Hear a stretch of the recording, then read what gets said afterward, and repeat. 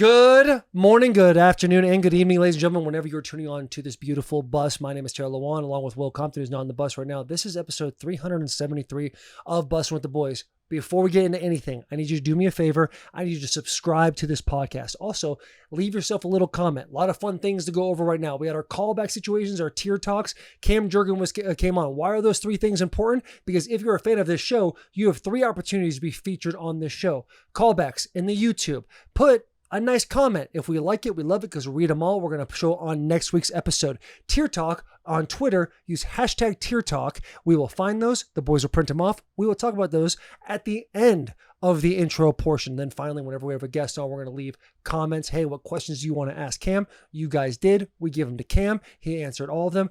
Awesome episode for you guys today. Dive into his life, high school, college, switching from tight end to center, Nebrasketball. If you love Nebraska, you're going to love this. And finally, the Philadelphia Eagles, what it was like taking over for Jason Kelce, his situation getting into the center position for the first time in his life, and also, dude, that back injury he had in the NFC Championship where he wasn't going to play. Dickerson got out, so he had to play the second half of that game with a broken back. All that and more. This guy is a true boy, absolute homie. Please subscribe once again. Big hugs, tiny kisses, and let's get into this beautiful show. All right, we're good. Bussin' with the boys, hanging with the fellas, betting on a game. No woman's gonna tell us what to do, and I've been over here just drinking beer and making that noise. Baby, I'm hanging with the fellas, bussin' with the boys. Bro. Ladies and gentlemen, welcome to another episode of Bussin' With The Boys. This is episode 373? 373, literally right before we got on this and we started recording. I asked that question 3 times. Jared gave me the answer 3 times, and I still did not remember it once we started the show. But as always, one thing I won't forget, and you'll never forget, is Bussin' With The Boys is presented by America's #1 sportsbook. You know them, you love them. FanDuel Sportsbook. Boys, let's talk about America's pastime. You see baseball, it's all about decisions, fastball or changeup, swing big or play small. FanDuel is here to bring the same strategy to you for opening week to choose your own reward. Betting customizations that transform how you experience the game. Make your choice and the reward will be ready to use at your next MLB bet. Opening night, Wednesday, that is March 25th. Aaron Judge, always a threat. He will be playing the game. The next day, friend of the show, round of applause, friend of the show, Bryce Harper. He'll be playing after that. We will be betting on him. We saw him in the WBC. He was the light of that final game. So head to FanDuel.com and choose your reward for MLB's opening week. But that's not all. Let's give a big round of applause once again for the natural state, Arkansas. Arkansas Shout out is Arkansas. now live in FanDuel. Pig CU. Oh, right? Pig Suey. Pig Suey. Pig Pig Suey. Suey. How do you do the thing? Ho! Pig Suey. Ho! Pig Suey. One more. Ho! Pig Suey. Razorbacks. Let's get into it. All right, so we did the round of applause. For all the boys out in Arkansas, head to FanDuel.com. Go ahead and sign up and get yourselves not one, not two, but $300 in bonus bets guaranteed when you place your first $5 bet. Baseball season is here. Arkansas is here. And FanDuel is here. Shout out My Arkansas, God. man. And I'll tell you what, dude. I know spring tour is around the corner. We're kind of dialed in strategically of where we're going to go, when we're going to go. Those things will be done soon, right, Clump? Yes. Hell yeah, they will be. Sir, yes, sir. Sir, yeah. Yes, sir. Yes, sir. Yeah, damn right. Yeah, take the hat off. Who was the dude at Bud Light? Who was that guy? Do you remember that guy? Anyway, fuck it. Fuck it, dude. Taylor felt that one dying quick. I need to get out of here. Yeah, I need to get out. There's a country music singer. He tipped his hat when he shook his head. Tucker Oh, so you do know. Neutral. He's a neutral guy. Neutral guy. That's right. Arkansas. I feel like that's a place we need to go to. Is it Fayetteville. Fayetteville? Yes, sir. I feel like that's a spot we got to go It's to. sick. I heard, ain't shit out there, no doubt about it. but just people that That's what makes fucking it, love that's ball. what would make it great. That's what would make it incredible. Fayetteville's So, awesome. I mean, we talked about this last week in the comments. You can say what you want. Let us know about Fayetteville for those who's been out there. Fayetteville. Fayetteville. Fayetteville. See you. Oh, no, I'm just kidding. In the comments of YouTube, you can let us know. We'll read those. We got some callbacks for you guys today. We did, yes. We got some callbacks. People talking about the past episode, what's going on. We saw those remarks. We want to get into it with you guys. Willie, what do you got? Tell them how they can be featured. Huh. We got a few different times to be featured on the show. That's right. We got our callbacks where we look at the comments from last week's episode, engage with you guys. We have one here that's the very tip top of the list. You hit the comment section. This one's at the very top with the most likes and most replies. Joe Costello, There he is. NWCCNC. That's a new quarterback for Nebraska. Please never stop making this podcast. It's the only thing that gets me through the week. Love you, boys, and shout out to the other tier ones. Thank you for that comment. Again, featured on the episode. Later in the episode, we will be doing our tier talk where we put out a tweet, the Bussin With The Boys account at BussinWTB. They put out a tweet on Sunday nights using hashtag tier talk. What do you want us to cover in this week's episode? Those will be featured later in this intro. And we also have a third way to get featured, and that is you will now know who the guest is because Cam Jurgens is going to be on today's pod as you guys are listening. So a couple fan questions, we'll get to him as well. So 3 different ways to be featured on the episode. Wow. That was our first one there from Joe Costello. Quarterback in Nebraska. Calandria. Shout out Joe. Shout out Joe, man. Shout out Joe. Getting through his week with Bussin' With The Boys. Also, buddy, let's find some hobbies as well, right? Let's do some other things. Do a bunch of stuff. Yeah, let's do a bunch of stuff. Yeah.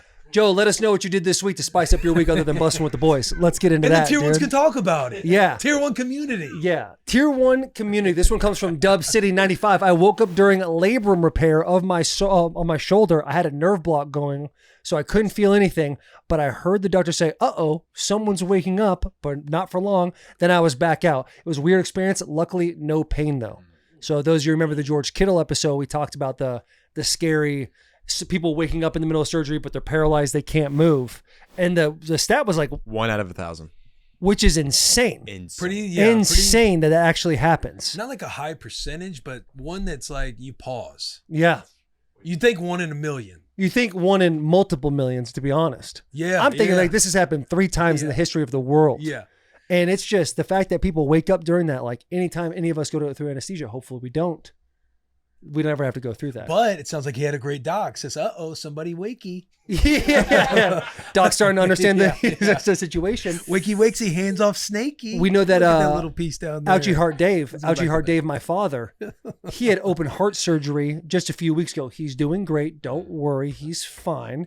Because his Dave was Taylor's personal business. Taylor's personal business. Wait for the podcast. But I wanted to make sure Ouchie Heart Dave was okay. But Ouchie Heart Dave, he had surgery. He goes in. I'm his point of contact. It's a horrible person to have as a point of contact. But the nurses are calling me all day and they're like, hey, he's doing great, blah, blah, blah. You're going to come see him? I go see Dave.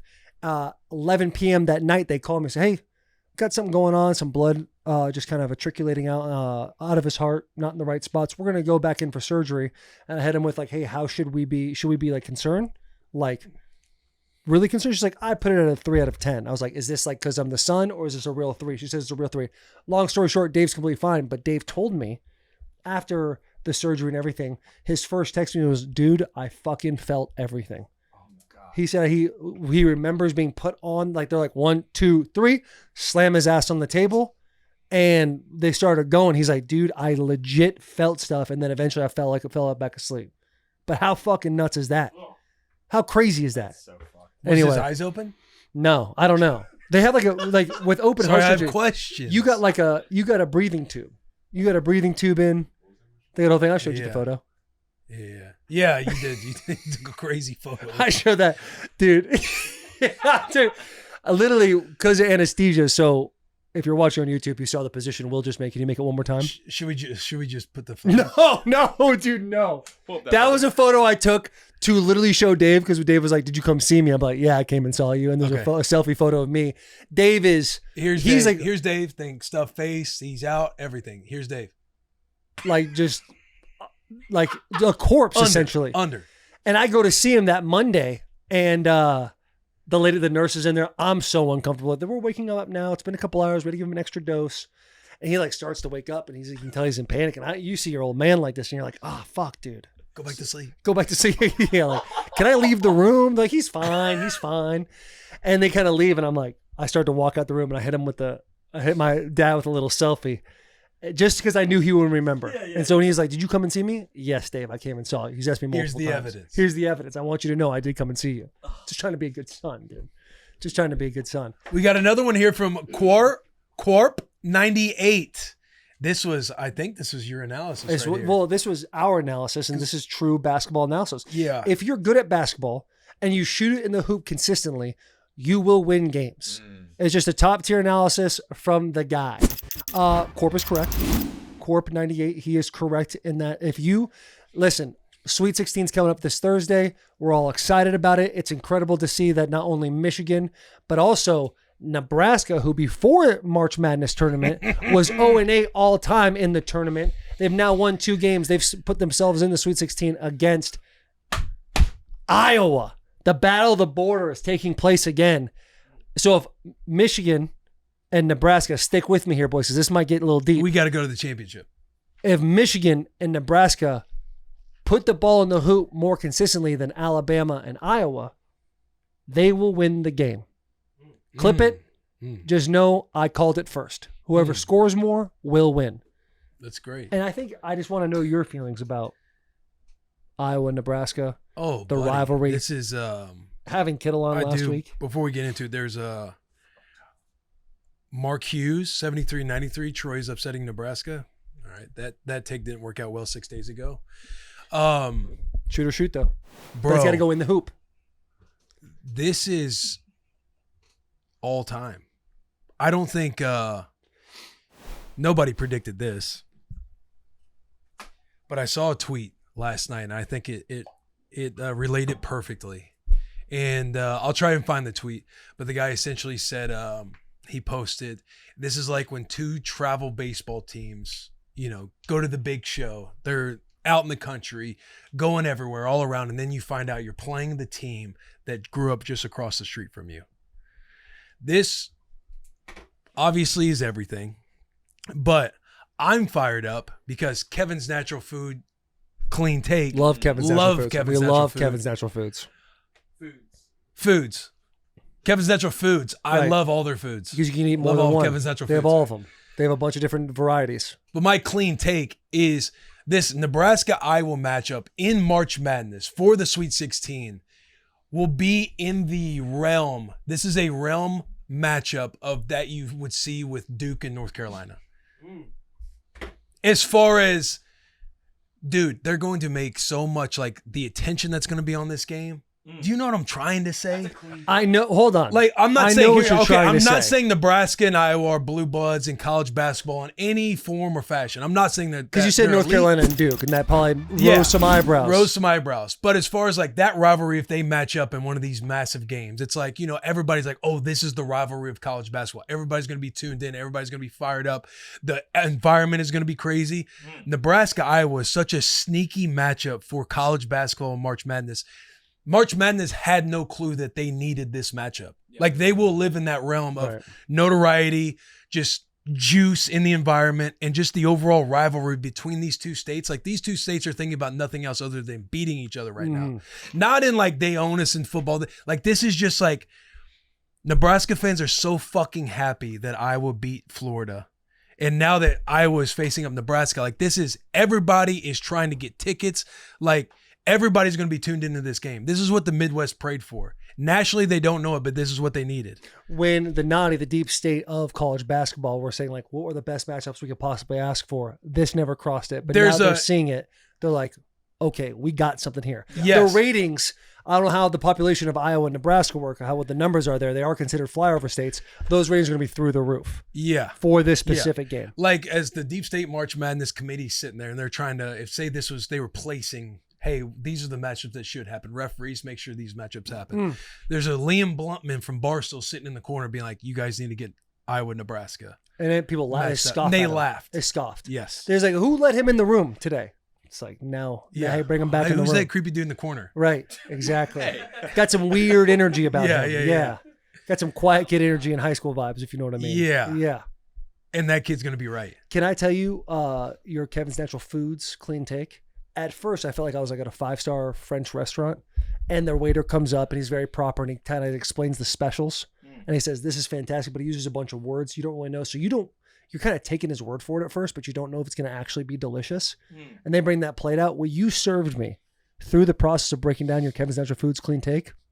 That's a clean take. That's a clean take. Thank you.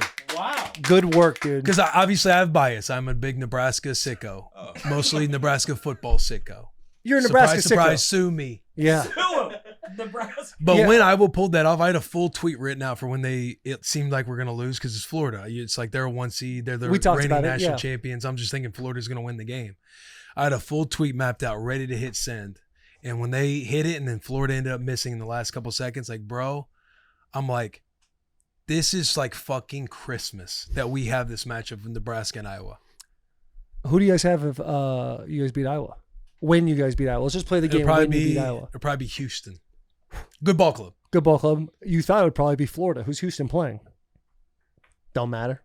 Houston is playing Illinois. Good ball club. Big Ten. Big Ten. Sherm, you brought this up in the pre-production meeting. Nebraska? Is Nebraska becoming a basketball school? Was your question. We saw Will, similar face to that. Would just love to know your thoughts. We said save it for the pod. Yeah, we gotta save it. Nebraska is a sports school. Hard stop. Like we are in everybody, obviously you got the port noise, you got the underlying tone of having the knife in and let's get them on this football. Let's get them on the football rocker. Yeah. But at the end of the day, like Nebraska is in the Sweet 16 for the first time in program history. Yeah. Never won a March Madness game. We won 2 now. People thought we were going to lose to Troy just because, again, we've gotten here a couple times, but we've never won. We're 0-8. 0-8, but now you're Never won a March undefeated in your Madness last game. two. So people are like, oh, you can see Troy beat Nebraska because they've just never been there. Now we've rattled off 2. They won't beat Vanderbilt. Beat Vanderbilt. Like we're in the Sweet 16. Our volleyball team is a blue blood in volleyball. Our wrestling team got 3rd in March Madness. 2 back-to-back top 3 podium, which is the first time in the program's history. We are the best bowling school of all time. No arguing, no debating. Our baseball team is back-to-back Big Ten. No arguing, no debating. Our baseball team is back-to-back conference champions. Like No arguing, no debating. Our men's gymnastics team is nice. Our gymnastics team is You nice. hit me with back-to-backs, no argument, no debating, and then you just said nice. Like how nice? Men's gymnastics? Yeah. We got a shitload of national titles. They're doing Okay. flips. Yeah, they're They're flipping. flipping. Our diving team, I'm sure, is nice. They got the Vince Vaughn hold going on from old school. Yeah, all to say, like, Nebraska is a sports school. Okay. Like, there's no, listen, our football program has been down for over a decade. It is what it is. Down, but on the come up. You guys have won we're on 2. the You guys come have up, gone to 2 bowl back-to-back games in a bowl row. games. That's not debatable. That's not debatable. Yeah, that's not fact. debatable. Yeah. Big Bad Mowers. What was the one Yeah. this year? Pinstripe? We lost this year. It's Vegas. We were in Vegas. Vegas. That's the problem. Utah beat us. You know what's so just crazy to me is you guys watched the Nebraska game this past weekend. Great game. Those guys on the court, and they're winning? Yeah, sure. Dude, they're nice. They play well together. They have good fundamentals. Hoiberg. A lot of Who effort. people wanted gone over the last few years. Who's Hoiberg? Is he at 51? Hoiberg's the head coach. Oh. His son, Sam, he's on the team. He's on the squad. He runs point. Fred? Sam, the the player, yeah. I thought you were saying the head coach. He's a dog. Like, we got a good squad. Do you guys have a hockey team? No, we don't have like a school hockey team. That's crazy. In the Big Ten, no hockey Kevin's team. Natural Food clean take. It's gonna ruffle some feathers. Okay. Kevin's Natural Foods clean take. Thank you, Kevin's Natural Foods. Nebraska's fan base is the best fan base in the country, bar none. Taylor rebuttal on his clean take? I love where his head's at. Yeah. There's no fan base that supports their school program more than Nebraska fans. Love where his head's at. Yeah. Love where his head's at. Is this Jack, just let him have it. No, I'm asking a question. Go ahead. Is this specifically for Jack Hanning? No. I came in, I was saying that clean take. Shout out Kevin's Natural Foods. Mm-hmm. I was saying that to Jack. Jack got worked up, but I'm like, Jack, here's how it hit me. Other Jack, even bigger sicko. Jack Balls Hanning. fan. Yeah, Chef Jack. You guys are in the same tier.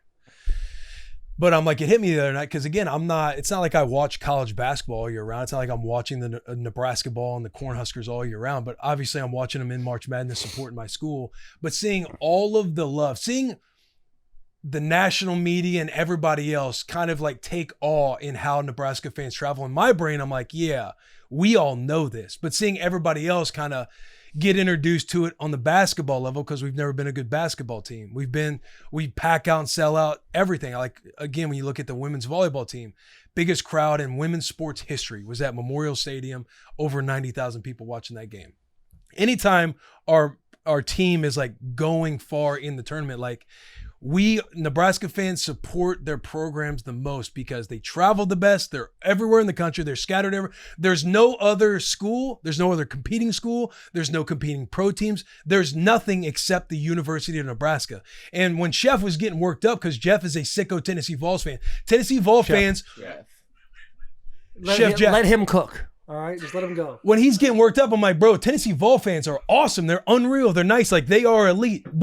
And then I pointed right to Matt Malone, who's a social media producer of ours, who is like he's not a Fairweather Vols fan, but he's not like he's not bought in. He can be in or out. It doesn't affect his day. I'm like, there are no Matt Malones in the state of Nebraska. Like, it's nothing but Chef Jacks, JPs, Jack McPherson's, across the board throughout the entire state. Young, old, doesn't matter. You're bleeding red, bro. You're wearing red. It's go big red for life, forever.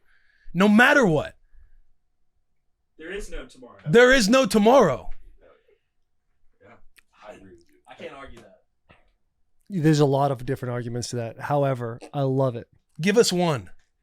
Okay. You said a lot, so we'll go one by one. You did say a lot. Okay, let's break this down. There's no other team that supports their team more than Nebraska does. Yeah. Which fan base would you say is better than Nebraska's? Let's start there. What scale are we talking about? We're talking about like the best fan base in all of college sports is the Nebraska Cornhuskers. I think you can put LSU up there. I think No, you can't. Yeah, you absolutely can. All right, let's back it up with You some could put data. you could put Michigan in there. No, you couldn't. Yes, you can. You get disgusted with Michigan fans every now and then. Yeah, that Texas game a couple years ago was tough, but it's 115,000 people. It's sold out every single time. You guys just won a natty and left in the middle of the Texas game. Yost Arena. That ain't happening in Yost Nebraska. Arena is always filled out. Our basketball team, they're always sold out. Like our field hockey games, I used to live across the street. It would get rowdy every single Friday or Saturday when they played. It was always sold out. Soccer games always sold out. So like the sold out game. Here's your biggest. Let's go to your next argument. Here's your that best. one lost. Here's your that best one argument. lost. Just as you say words doesn't mean they're true. We pushed merch one time and went our fan base versus your fan base. How'd that go? Your best argument got destroyed. Your best argument is that there's no competing schools in Nebraska. That's a huge win for you guys. Yeah, I'm saying try and give me some other team because LSU and Michigan ain't better than Nebraska. Texas A&M. That's a good one. Texas A&M. Texas A&M is a quality fan base. Crazy cult fan base. University of Texas. All of the Texas schools. Yep. Dallas Cowboys. Like, it is nothing but Nebraska Cornhuskers in the state of Nebraska. I wonder what Iowa's situation is like. I wonder how Iowa handles their sports. Is it the same as Nebraska? We'll find out. No. It could be. It'll be Could all very bad. like Iowa City rips. Anytime I played there when I was playing at Michigan, sold out, going crazy, loud, nighttime, getting after it. Maybe louder than Nebraska. I was little bro. I was okay. I can For tell fan bases. I could tell you're here, and that's all good. That's all good. You know what? This is why I should have stopped. You got it. Nebraska. It's hard to argue their fan base. They are incredible. They're incredible. Clean take. I saw something. But the really- shot about the merch thing going back and forth, like I didn't become a Michigan sicko until the last couple of years. We could do it again. Listen, just relax. I saw I'm something. just saying, whenever it gets to substance, like there's no substance in your arguments. You just tried saying I was better than Nebraska. No. We know. I said the stadium's louder. From but my that's- experience, my two experiences from 09 to 13. Yeah, but that's false. Like that's like factually false. Okay, But he's speaking his truth. I'm speaking That's my his truth. truth. Yeah. Right. Could he have some in the truth? Yeah. What is this? That's like sick and bears. Yeah.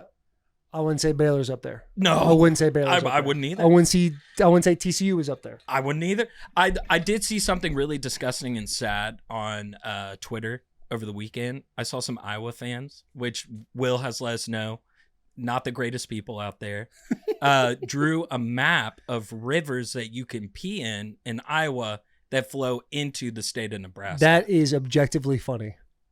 Just thought that was pretty disgusting and pretty. Yeah. I was like, yeah. Nothing but respect for the Iowans. That's objectively funny. It was so funny. Here's dude. all Dude, that the is streams that hilarious. flow into Nebraska. And that is such Let's a pee Midwest in thing to do. Yeah. You know how we should get them? Just pee in this river hill. Pull Get up a down map, there. Jeff. They just got them pissing in streams like this one's going right to Memorial I have Stadium. a actually. universal question for everybody. Do you call them creeks or cricks? Creeks. Creeks. I think Iowa and Nebraska, like everybody in that area, they call them cricks. say it in the mic. Say it in the mic, Jared. They're stupid. That's just not the word. I'm just saying, it's universal language up there that it's a creek. I'm not calling you stupid, but I call it a creek. crick is just not the word. That's just not a. I always thought that a crick was a smaller version of a creek, like it's the volume size. But that could just be me thinking and assuming something as a young kid. But Yeah. crick sounds like a smaller tributary. Regional use. Crick is common throughout the North Midland region, including parts of Iowa. Also, Michigan probably travels just as good, if not better, than Nebraska. You're still on that. I'm talking about traveling. Michigan could probably pee in some rivers and it would flow. Yeah, you guys are up there. All We could get them all. Streams going south. We get them all. Low key, you just go to one of those Great Lakes, you piss in that, you're getting everybody. You're getting fucking everybody. That's where all the water comes from. So we also, we have the high ground when it comes to peeing in lakes. We have the high ground on you guys. What else, dude? No, we definitely travel incredible. Like we were in bowl games when I played that we shouldn't have been in because of how well we travel. Let's go to the AG dad. He said, listening to this on Spotify when Taylor dropped the Coffin, literally stopped what I was doing to pop up YouTube so I could watch the reactions. Holy shite, dude. Cry laughy face. That was beautifully a beautiful execution. I did have. There was some fodder out there saying that it was a technicality Yeah. on execution. Whoa. I'm not buying that. Yeah, I'm not buying that. Who the fuck said that? People just wanted to see Taylor lose. That's all right. Georgia. Probably Hawkeyes. Probably. Yeah, probably a Hawkeye. Oh, I thought you said hot guys. I did too. I thought you said hot guys. I was like, it probably Probably was hot these guys, fucking too. douchey hot guys, wasn't it? There's some cute guys out Let there. me see here. Let me see here. Jealous of Taylor because Let's he's see. a hot guy.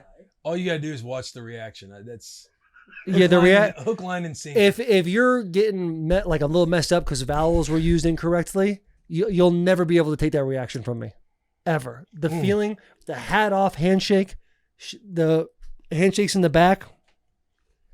George will feel that for a long time. And he was kind of quiet after for a little bit. Hey, the edit that was made and getting to zoom in on George's like eyes and facial reaction and everything else. That clip was incredible. You just see it was. Who the fuck made that clip? He was drowning. Mitch made that clip. Round of applause Mitchy for Clip. boy. Clippy Mitch. Crush that, dude. Yeah, I went home and I called people about that. I called people about that, and I was like, you gotta wait for this clip to come out. It's gonna be incredible. Then you send the Amazing. clip and then you're like, so what'd you think? They don't respond for a couple hours. Yeah. What you got, Jackie? I was handed a callback, and look, I don't want to get nasty on a Yeah, Monday. bet the bus. Huh? Is it the bet the bus one you got me with? No. Because that one had a similar vibe to the No. pop and explosion. I was just handed a callback, and it's in reference to someone talking about the Titans jerseys last week, calling them candy asses. I'm not going to say specifically who that was. What a segue. Oh, But- Don't take shots at the Titans. Get Jack worked up. And I don't like this. Again, we don't need to get nasty on a Monday, but from Texas_21, it's actually hilarious how consistently awful Clump is. Period. Oh, that's it. Second one, Okay. that's a solid look, and I'm not getting nasty. I'm just reading comments, actual comments from our YouTube. This is not made up. This is not AI. This one's from Cody Daly 6276. Yo, watch your mouth, Clump. Those units go hard and we will win in them. Hashtag tighten up. That one's a little less nasty, but yeah, I was told to say this, so I just want to get the facts out there. Get the information. When the news comes to your door, we can't be mad at you for reporting it. Yeah. Right? You're the messenger in the situation. Objectively just reading the news.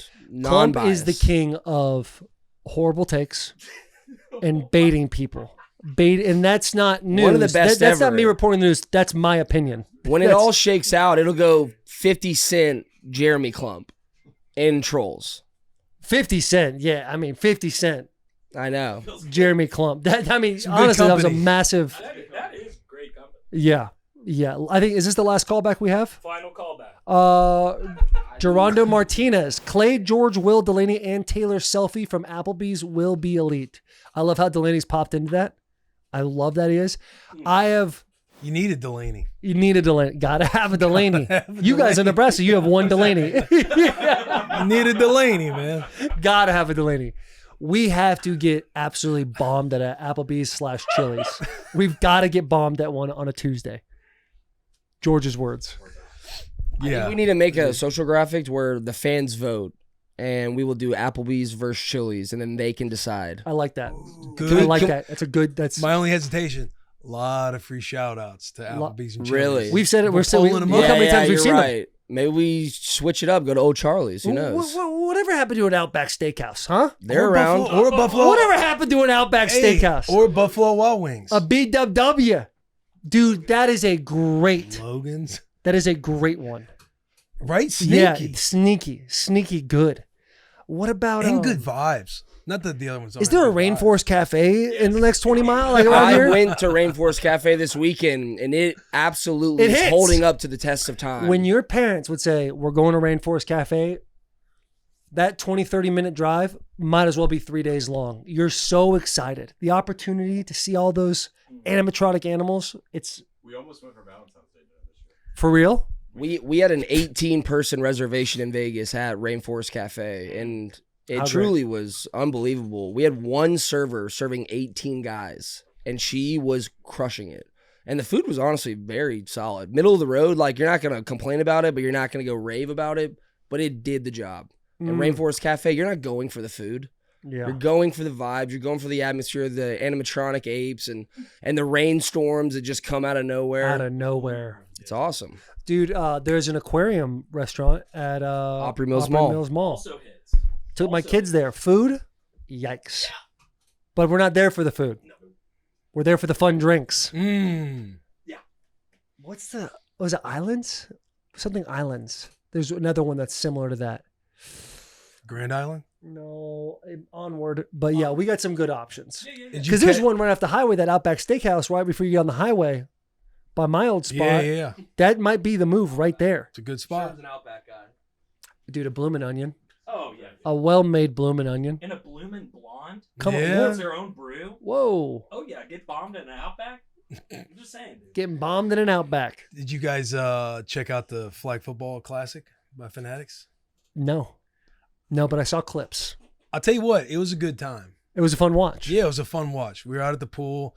I had it on, and then because I was surprised, I didn't even know the Team USA, the actual flag football team. I didn't know that they were even in it. I didn't, to be honest, I didn't even really know what it was, the flag football game. You just knew there was a flag football game. I knew it was going to taking be place. at first in the Middle East. Then it came to LA. Why? I don't know. There could be some stuff going on. Something going on in the Middle East right now? It Yeah, was just weather. yeah. Weather. Yeah. It could have been some bad weather. It's in the probably Middle hot East. out there right now. That's fair. But obviously they were promoting it through Logan Paul and Tom Brady were going back and forth through podcasting, social media, Tom making fun of him saying he's not an athlete, then Logan Paul challenging every NFL guy to a fight. Which I thought was all to just bring attention to this flag football game that was going to take place. I just thought it was Tom Brady had a team, Logan Paul had a team, they were just going to play flag football with a lot of these big name guys that got paid to go and play a flag football game. Yeah. So whenever I turned it on and I saw Team USA was out there, I'm wondering which Tom, who's on Team USA. And then I just see it's these elite bastards that have been just talking all the noise in the world, playing their game, being the best flag football team in the world. Right. Go up against the retired NFL players, current NFL players, some influencers. I see that the influencers and NFL players, they had split. They had 2 teams. And then there was Team USA, the flag football team. And they kind of just did like a round robin. It was fun to watch. The flag football team, Team USA, dummied the NFL guys. Like, it wasn't even close. Now, obviously, you know, you think about playing flag football, you're sitting there learning about the game a little bit, like schematically, the rules, everything else. Like, clearly the NFL guys have no clue what's going on. They're kind of trying to figure it out a few days before. What are some of the rule differences? They only get a certain amount of downs to get to where it's like, you only get like 4 downs to get to the goal line, half field. The way like I play down here, it's 4 downs to get to the half field. And then half field's first and goal. And then first and goal. And then with inside the 5 yards, it's called the no run zone, meaning the quarterback cannot like take the snap and then just run. You have to Got you. Okay. And then there's like, you're not allowed to like stiff arm or anything. Like that's like called You just have to be elusive. Yeah. So that's why when you see the people like duck down and like walk when their knees look like they're about to explode, it's called duck walking. Like that's how you get away from. Oh, and buddy, it's magical. Yeah, it's crazy. I saw the clip of that quarterback that was talking all that noise. Like, I'm better than Mahomes. I'm better than this guy. What's that dude's name? Hoosh Doucette. Doucette. And I saw him just kind of scamper around. I don't know how many yards he got, but it was a clinic of just watching somebody who seemed like they were moving on warp speed compared to everybody else normal speed. Like, very impressive. They drop down and do this duck walk shit, and then they'll turn sideways, like this little sideways move. I was in awe. They destroyed. Like, again, it was like, what was it? The Founders team, Team USA, and then the other like NFL team. But Team USA whooped both NFL teams like 35-12 and like 45-8. Oh, like that. Killed them. Well, yeah, if you're talking about being elusive, I mean, did see Tom Brady hit him with a little. He got over to the left a little bit one time, got a guy who was running a little, didn't set his feet, went off the diving board a little bit on his tackle. But that's not the quarterback you want in a flag football game from what it sounds like. You need some mobility. You need Lamar Jackson. But it was fun to watch Tom Brady, like Tom Brady still, like when he's talking shit on Shaq's podcast saying like, I can go out there right now and still dominate. Like, you can see Tom Brady still has juice. It was fun watching Joe Burrow. vintage OBJ out there grabbing a one-hander. I did see that. That DeAndre is crazy. Hopkins in the end zone with somebody kind of like moves old buddy, little boys him, and then catches it with one arm. It was just seeing Luke Kuechly get out there and run around. He was a liability That a clip lot is of the time. insane. Yeah, Luke Kuechly. That was the hardest thing for me to see on the bird. Yeah. Why are they doing my boy like this? Like, dude just got inducted into the Hall of Fame, and you're gonna put him out there? Yeah, but this Team USA, like, the Olympics are coming for flag football in 2028, and I'm thinking Team USA, this group, this squad needs to be who's representing the USA. Yeah. And whoever they deem fit, whether it's a current or ex-NFL player that they think can be on their team, to me, it's like that's Team USA's call. Because there are like some, you get a couple receivers. Again, it's like OBJ, DeAndre Hopkins. But if Justin Jefferson, Jamar Chase, like they're more than capable of being on Team USA. But to me, it's like the decision making needs to come from this Team USA squad because they are fucking nice. The decision making so Gronk, that big of a body, that much of a catch radius, I would assume regardless he would do well. He did not do well. But he was in for like a couple plays. He hurt his hamstring. All that NAD he does. All that shit Gronk wants to do all the time. Dude, what was he? Done. No he was shit. Walking off. I didn't get to see it. He does ozone. He does NAD. He's in the hyperbaric chamber 16 times a day. And this boy can't keep a hammy right? No. He got soft tish? Injury prone, man. Your best ability is availability. No Gronk doubt was not about available. it, dude. Talking all that shit, saying he'd whoop Logan Paul. I think he got hurt on his touchdown. He scored, and then when he tried to stand up, his leg like slipped out, and it was weird. It was kind of like a freak thing. I saw a clip of Joe Burrow hitting like a hard like stop on that right leg spin move. And I think it was somebody commenting like, there's no way NFL owners are going to allow NFL players to ever do this again. What makes it so different is like it's I believe it was 5-on-5 and like the schematics of it all and like how you're able to like scheme people open. Obviously you do that in the NFL, but like it's so different. And like I'm all in on like the USA flag stuff. Like, I mean, I watched their YouTube videos and everything like that. And they're some legit athletes. And like a lot of them played college ball somewhere. And then like, that's what I'm saying. They're elite athletes, but they just stopped growing. And they just know how to like move their body. And the hardest part is grabbing that flag. And they're just snipers with it and just makes them so good at it. God, great at grabbing the flag. Great at just changing their levels. Just changing their levels and still running while they're changing their levels. Impressive. It's crazy. Now, if you give you put the best NFL squad you can together and give them some time. I see like to learn the rules. They can figure it out. I'm not just saying they whooped us and it's going to be that way forever. Like there's rules and schematics and just different things that clearly the NFL guys would just have to take time and learn. But I love just watching it. I love seeing Kyle Shanahan. He's calling plays on the side. Sean Payton's got the little, what is it? Little paper. Clipboard. That's what There it's he called. is. Got the little clipboard over his mouth. Like they're running like a real operation. Like they are like, they're having fun, but they're also taking it serious because you know that they want to beat these guys. You know that both NFL squads wanted to beat each other. It was fun to watch. I love enjoyed that. watching it. I told you about that $1 million tournament they did, right? There was like $1 million tournament like maybe 5-6 years ago, and it was this Team USA team, but it was 7-on-7 versus old NFL players, like again going against like Justin Forsett, Jason Avant, Seneca Wallace, and they were playing for $1 million, and the Team USA like beat them by 20 points. Yeah, they're good. And that little Doucette cat, like he don't have like a fucking quarterback throwing motion by any means. He going from the ear. Like, again, you could say you'd be sitting here, hit the snap count, and just dish it off to your boy, and he'll just go and try and skim him for 10 Yeah, yards. but he knows the play. Yeah, he's facilitating as a point guard out there. Dude, it was incredible. I think we need to. When you're watching it, are you watching these NFL players and are they putting in 100% effort? Are you watching playoff football or are you watching preseason football? I'm witnessing them try. Wow. Like they're trying. Whether or not they're kind of goofing around or taking a light, like, yeah, they can't get hurt. I'm sure they're thinking about that stuff. But you put them in a stadium with all this influence and attention around this game going into it, and they got paid money to do it. I want to say Team USA, all of them got like $100,000, which is like life-changing money or big money for them. But yeah, the NFL dudes were trying. They absolutely were. Like they're having fun, but Saquon Barkley, who gets the ball, he's trying to get extra yardage. He's trying to juke dudes. Like Luke Kuechly's trying to take all the right angles and cover his ground and have some range. There's just different things that go on that would take time to learn, but they were definitely trying to grab a flag as opposed to all that seems like Saquon. You would think would be so elusive, but even that spin move, those flags are kind of flying off left to right, probably easy to snipe for these guys. Yeah, as opposed to doing the duck walk or whatever it is. That is nuts.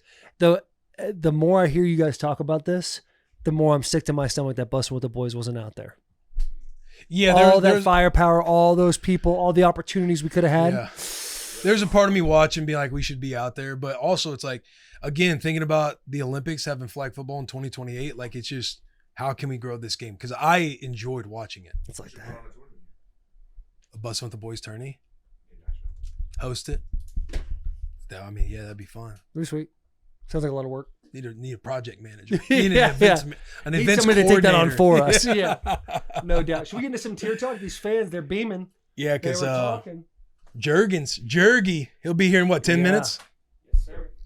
Some Eagles lore. Jalen Hurts threw a pick 6 too in the game. I saw your tweet, midseason form. Yeah. Clump your statement. He also threw a touchdown down the right sideline to DeVonta Smith, just like the one he threw in the Super Bowl. Kind of like right in the breadbasket when they won the Super Bowl. Where you win with these NFL cats is the size. Like throwing the deep ball. Like, again, Justin Jefferson out there, like going up top. Yeah. DeAndre Hopkins, Odell, those guys. Like, those are examples where it's like you can figure something out here. You just need more time to practice and prepare and kind of like learn the game. And there's no blocking?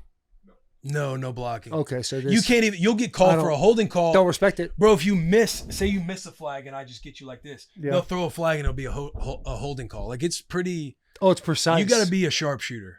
Little sniper. You got to be Chris Kyle with them flags. Yeah. All right. Hit some tier talk before we get into Cam Jurgens here. Public schools top 25 national at top 25 public. HSFB says #tier talk. How long will it take Will's brother's team to make it into the public school top 25 over under 2 years? Will Compton, I'll let you take it. Is there a public school top 25? That's what this Twitter account is. Public schools top 25. Yeah, if there's a rankings out there, we got to get in the national rankings.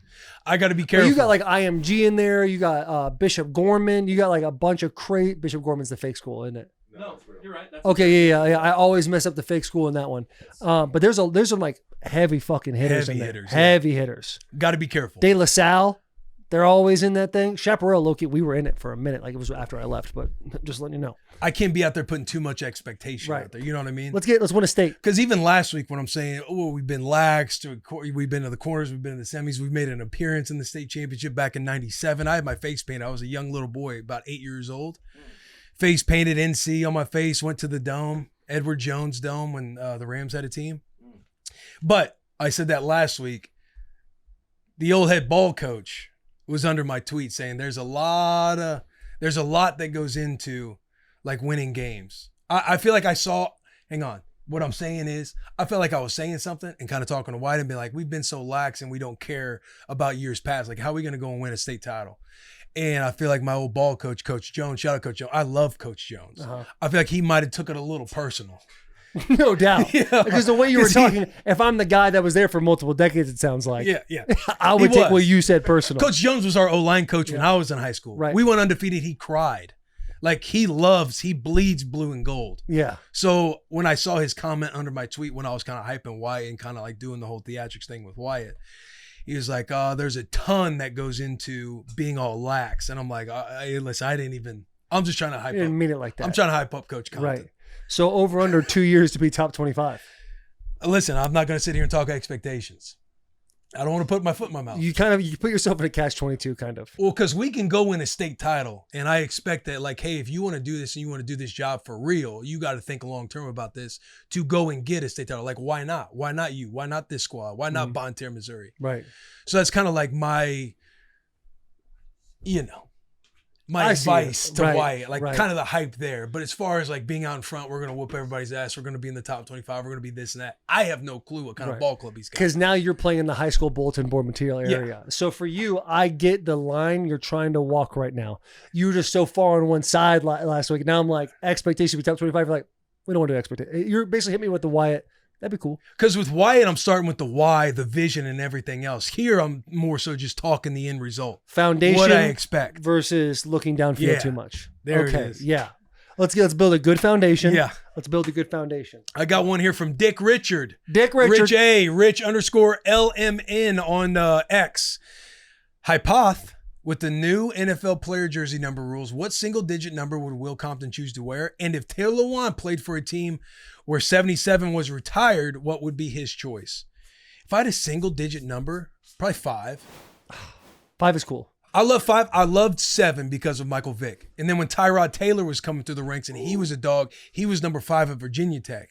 So I kind of gravitated toward, I kind of like 5. It's kind of bigger on the jersey. So I like 5. So cool. If I went to a different team and they had 77, what number would I wear? I would find out what their number is first. We played that game for a little bit, and I think I'd be 7 figures to get that number. But if it's retired. Can't do it, 69. Hey, yo. 69. Oh, yeah. Something about like Bakhtiari out there, LT with the 6'9". Like there's so many ways to play with that number. Have fun with it. Your mullet would be there? I would for sure. By the way, I got a haircut tomorrow. I'm thinking about bringing it back because I got a little whisk in the back here. Yeah. I'm thinking of keeping the whisk, keeping it tight on the sides. Anyway, that's not the question that took place. I think we have some breaking news. We have breaking news right now. Pizza boy. Dave Portnoy has tweeted at what seems like allegedly a text message thread between him and Will Compton. I spent half the show complimenting Nebraska and their fan base. Don't fall for clickbait. I also personally congratulated you and offered to mentor you on how to act when being in the Sweet 16. What does the tweet say? Can you zoom in? Because my eyes. Yep, we're going to go boom, boom, boom. As somebody who routinely gets to the Sweet 16, I wanted to welcome you to the round. If you have any questions on what to expect, how to handle yourself, etc., I'm here for you. Dave Portnoy's tweet. Will Compton responds, ha, ha, ha, ha, ha, ha.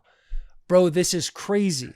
The majority of our fan base is in tears right now tasting success like this. Okay? Driving 7 hours to make it feel like Lincoln. Great fans, says Dave Portnoy. It's like giving water to a guy in the desert. Your response?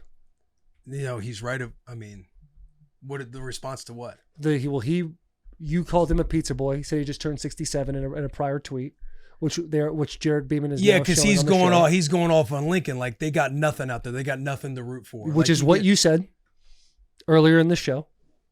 No, he's talking about like sports teams. Like there's nothing for them to ever root for. So the fact that they have a team advancing this far, he's saying, yeah, it's Lincoln. There's nothing out there. They got nothing to root for. He's like, with Michigan, it's like, do we root for the hockey team? Do we root for the basketball team? Do we root for the football team?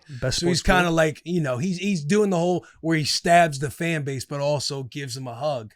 Like, I'm also rooting for you guys. I'm GBR all the way. Gladiator. Yeah, so I go, there goes Pizza Boy Portnoy. Just turned 60. Happy belated birthday, Dave. Just turned 67 Happy belated yesterday. birthday, Dave. Happy belated birthday. So you're totally fine with the tweet he said? Yeah, it's us playing on the socials. Like he can say whatever he wants. He's patting Nebraska fans on the head when he says stuff like that. All right. Yeah. Okay. We got ourselves we get to that one. Nash Vegas says, this is at Andy Pace Musics with an X. Says, what's the fine line between hater and passionate fan? Nothing worse than a hater. It's a great question. Clean tape. I would say Jeremy Klump is a hater, right? Yeah. Looks for the opportunity to put you and your fan base down. Passionate fan is somebody like Jack McPherson. Great. By the way, Mitch is like an orchestra with me right now, pointing different guys. I'm like, you are absolutely right. Guys that just love their guys. Their team loses. The next day they're on suicide watch. That's a passionate fan. A passionate fan. But rarely do you hear them speak illy of their team. I think a nice little line too. Critical of the team, but once it gets personal, that's when we get into hater category. Okay, Mitch again with the point at Klump. Do you have any? Difference between a passionate fan and a hater. Yeah, I feel like passionate fan is they're mainly talking in the ecosystem like of their fandom for their team, whereas a hater is going beyond that scope and just going after teams and after players and after their boys. Right, who's not their team. Yeah. If it's not a rival team, it's just a random team, and you're just trying to pat them on the head or be Dave could be considered a hater of Nebraska, but he does it in such a weird way. Yeah. Yeah. What would you guys say? You guys are in all these same circles. Sherm's got like 15 burners. Sherm would be considered probably a hater at one point in his life. I think there was a part in my life where I was a hater. I think, when you make burners for other sports teams that you're not even truly a fan of, and you're mixing the pot and you're starting all these arguments, what is the end goal? What are we doing here? What's going on? What's the goal? Chaos? I think it was just chaos. It was kind of similar to the Dark Knight, where he's talking about the butler is in Burma and they're going after the jewel thief. And they were like, he was stealing all these jewels in the caravans, but we never found the jewels until a little kid was just playing on the side of the road with a jewel the size of a grapefruit. Is that the quote? Mm-hmm. Some people just want to see the world burn. I think that's a hater. And I'm slowly making my way into a passionate fan from a darker past on Twitter. And I'm growing. I think having a child has done a lot. No doubt. For like me growing as a human, having better priorities, etc. But yeah, that's my breakdown. That's growth. Thank you. And overall for entertainment, I think you need them both. Gotta have both. Yeah. Gotta have them both. It may be good to have a little hater sleeping in you somewhere. Yeah. Clean take. Clean take. Thank you, Kevin's Natural Foods. Shout out Kevin's Natural Foods. Eric J. Bomber. Eric J. Bomber. Do you think a Blue Blood wins the national championship next year, or do you see another Indiana winning it? It just depends what you call a Blue Blood, because the team I'm eyeing up is the same team I eyed up last year. And they're in the Northwest. Dan Lanning, Oregon Ducks is a team that I look at, and you have Dante Moore that came back. He forgoed going to the NFL. He said, I'm going to come back for one more year. Their backup was a starter at a major Power 4 school last year, and 6 other football players got their, you put in a little thing that says, what am I going to be in the draft? Where am I expected to go? A bunch of these guys were day 1, day 2 picks. They decided, I'm going to come back for another year.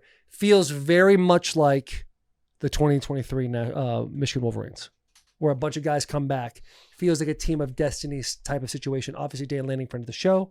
All those, we're a big fan of. Great friend of the show. Great friend of the show. However, I could see Oregon winning it all this year. Yeah, it feels like the stars are aligned for Oregon to win a national title this year.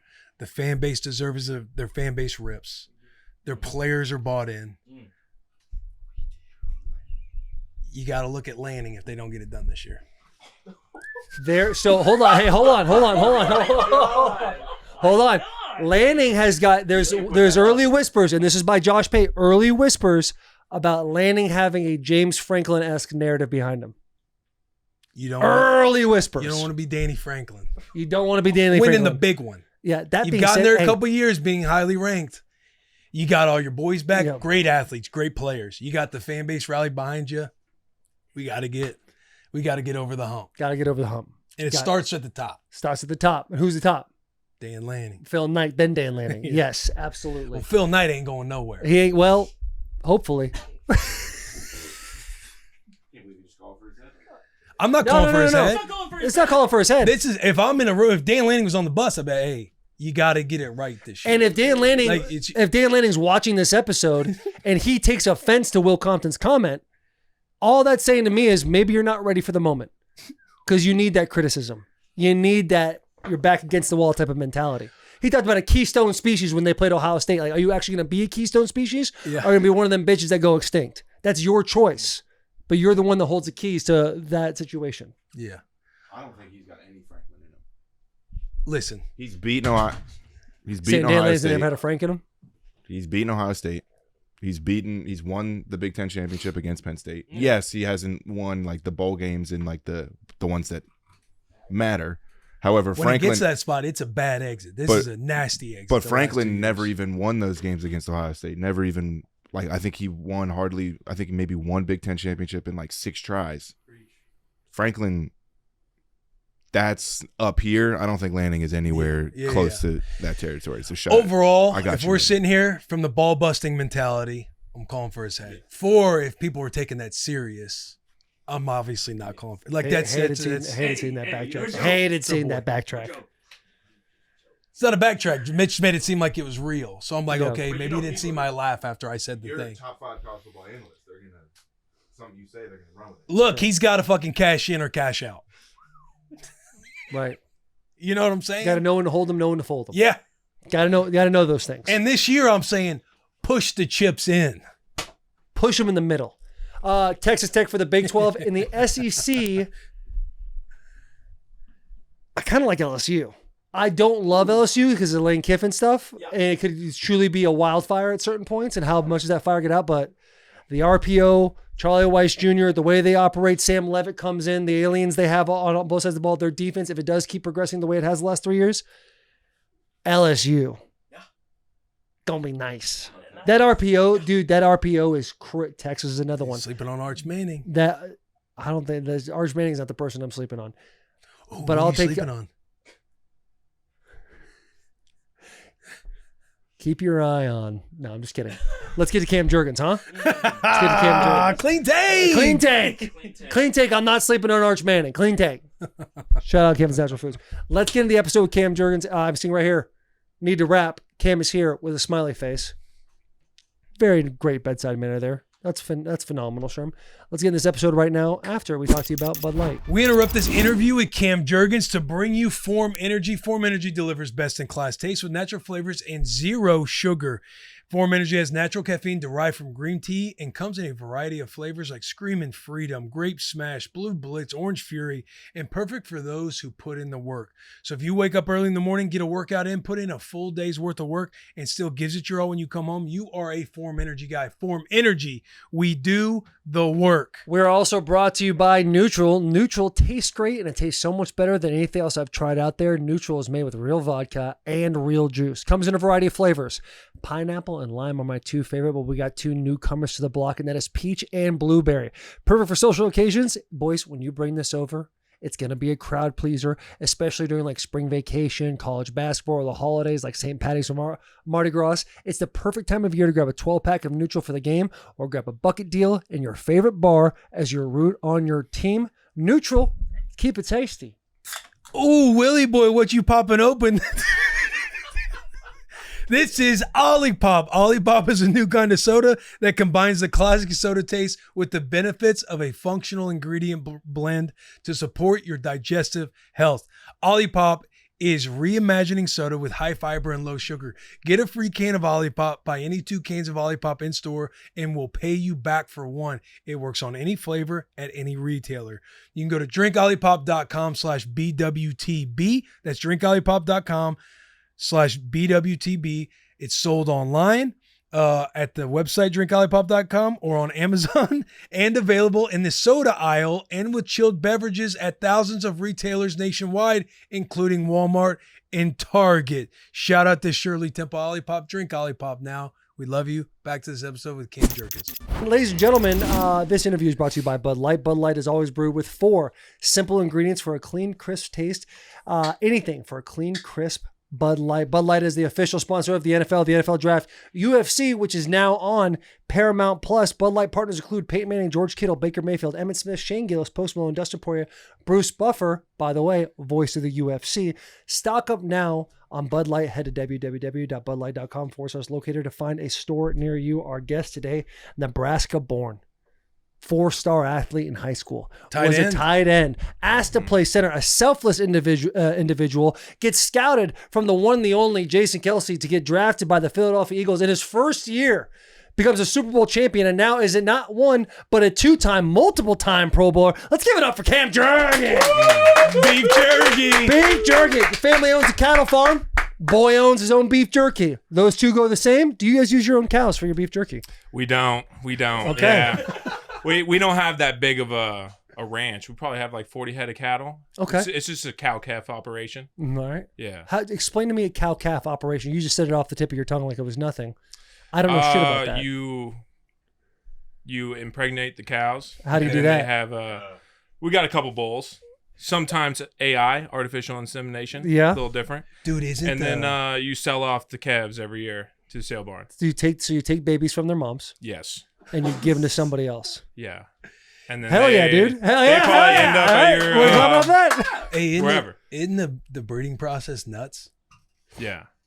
Dude, I'll just say I've had one experience where a family friend, they were out of town, so I was in charge of helping go to the farm, do some chores, feed the cattle, like do some different things. And one morning I got there, it was like 6 a.m, and they're fucking trying to impregnate this one, chick cow.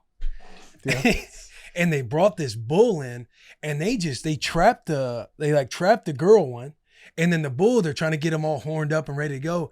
And old boy just gets up, and I'm sitting there. I'm young too. I'm just like, what the fuck is going on?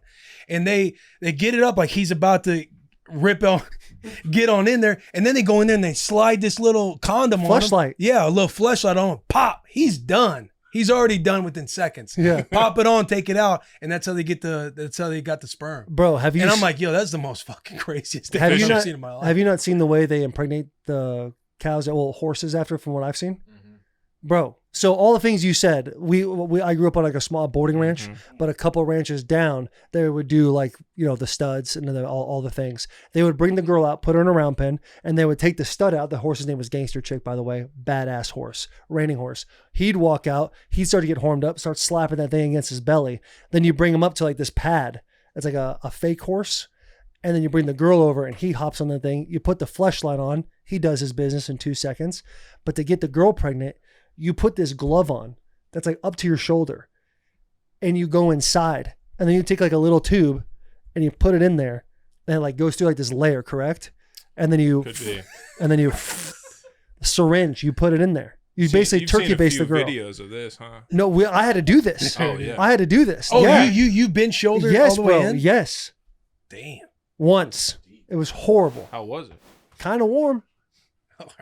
Whoa. It's the inside of a animal. Yeah. Of course it's going to be warm. Don't be nasty. I'm not So you don't use your jerky. All right, we can start the rolling now. Yeah. What made you want to start a jerky company?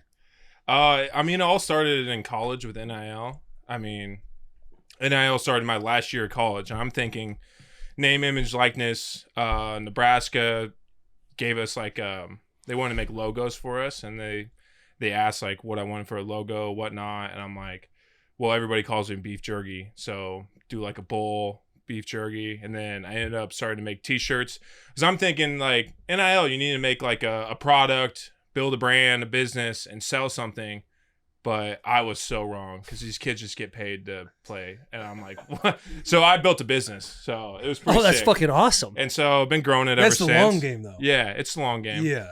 Yeah, you're playing the long game. But yeah, then started making jerky with a local locker in town, and then ended up switching to a place out in Pennsylvania, Stony Point. And I mean, it's the best jerky I've ever had. It's incredible. Didn't come in time. I need to ship some out here, guys. I was going to say, I was almost thinking you were going to come in with a box. I thought he'd have gifts as well. Not that I was expecting that. I was just assuming. Yeah. I was kind of expecting it. I've been busy. I'm sorry. Busy man. So did you get paid your senior year? Yeah.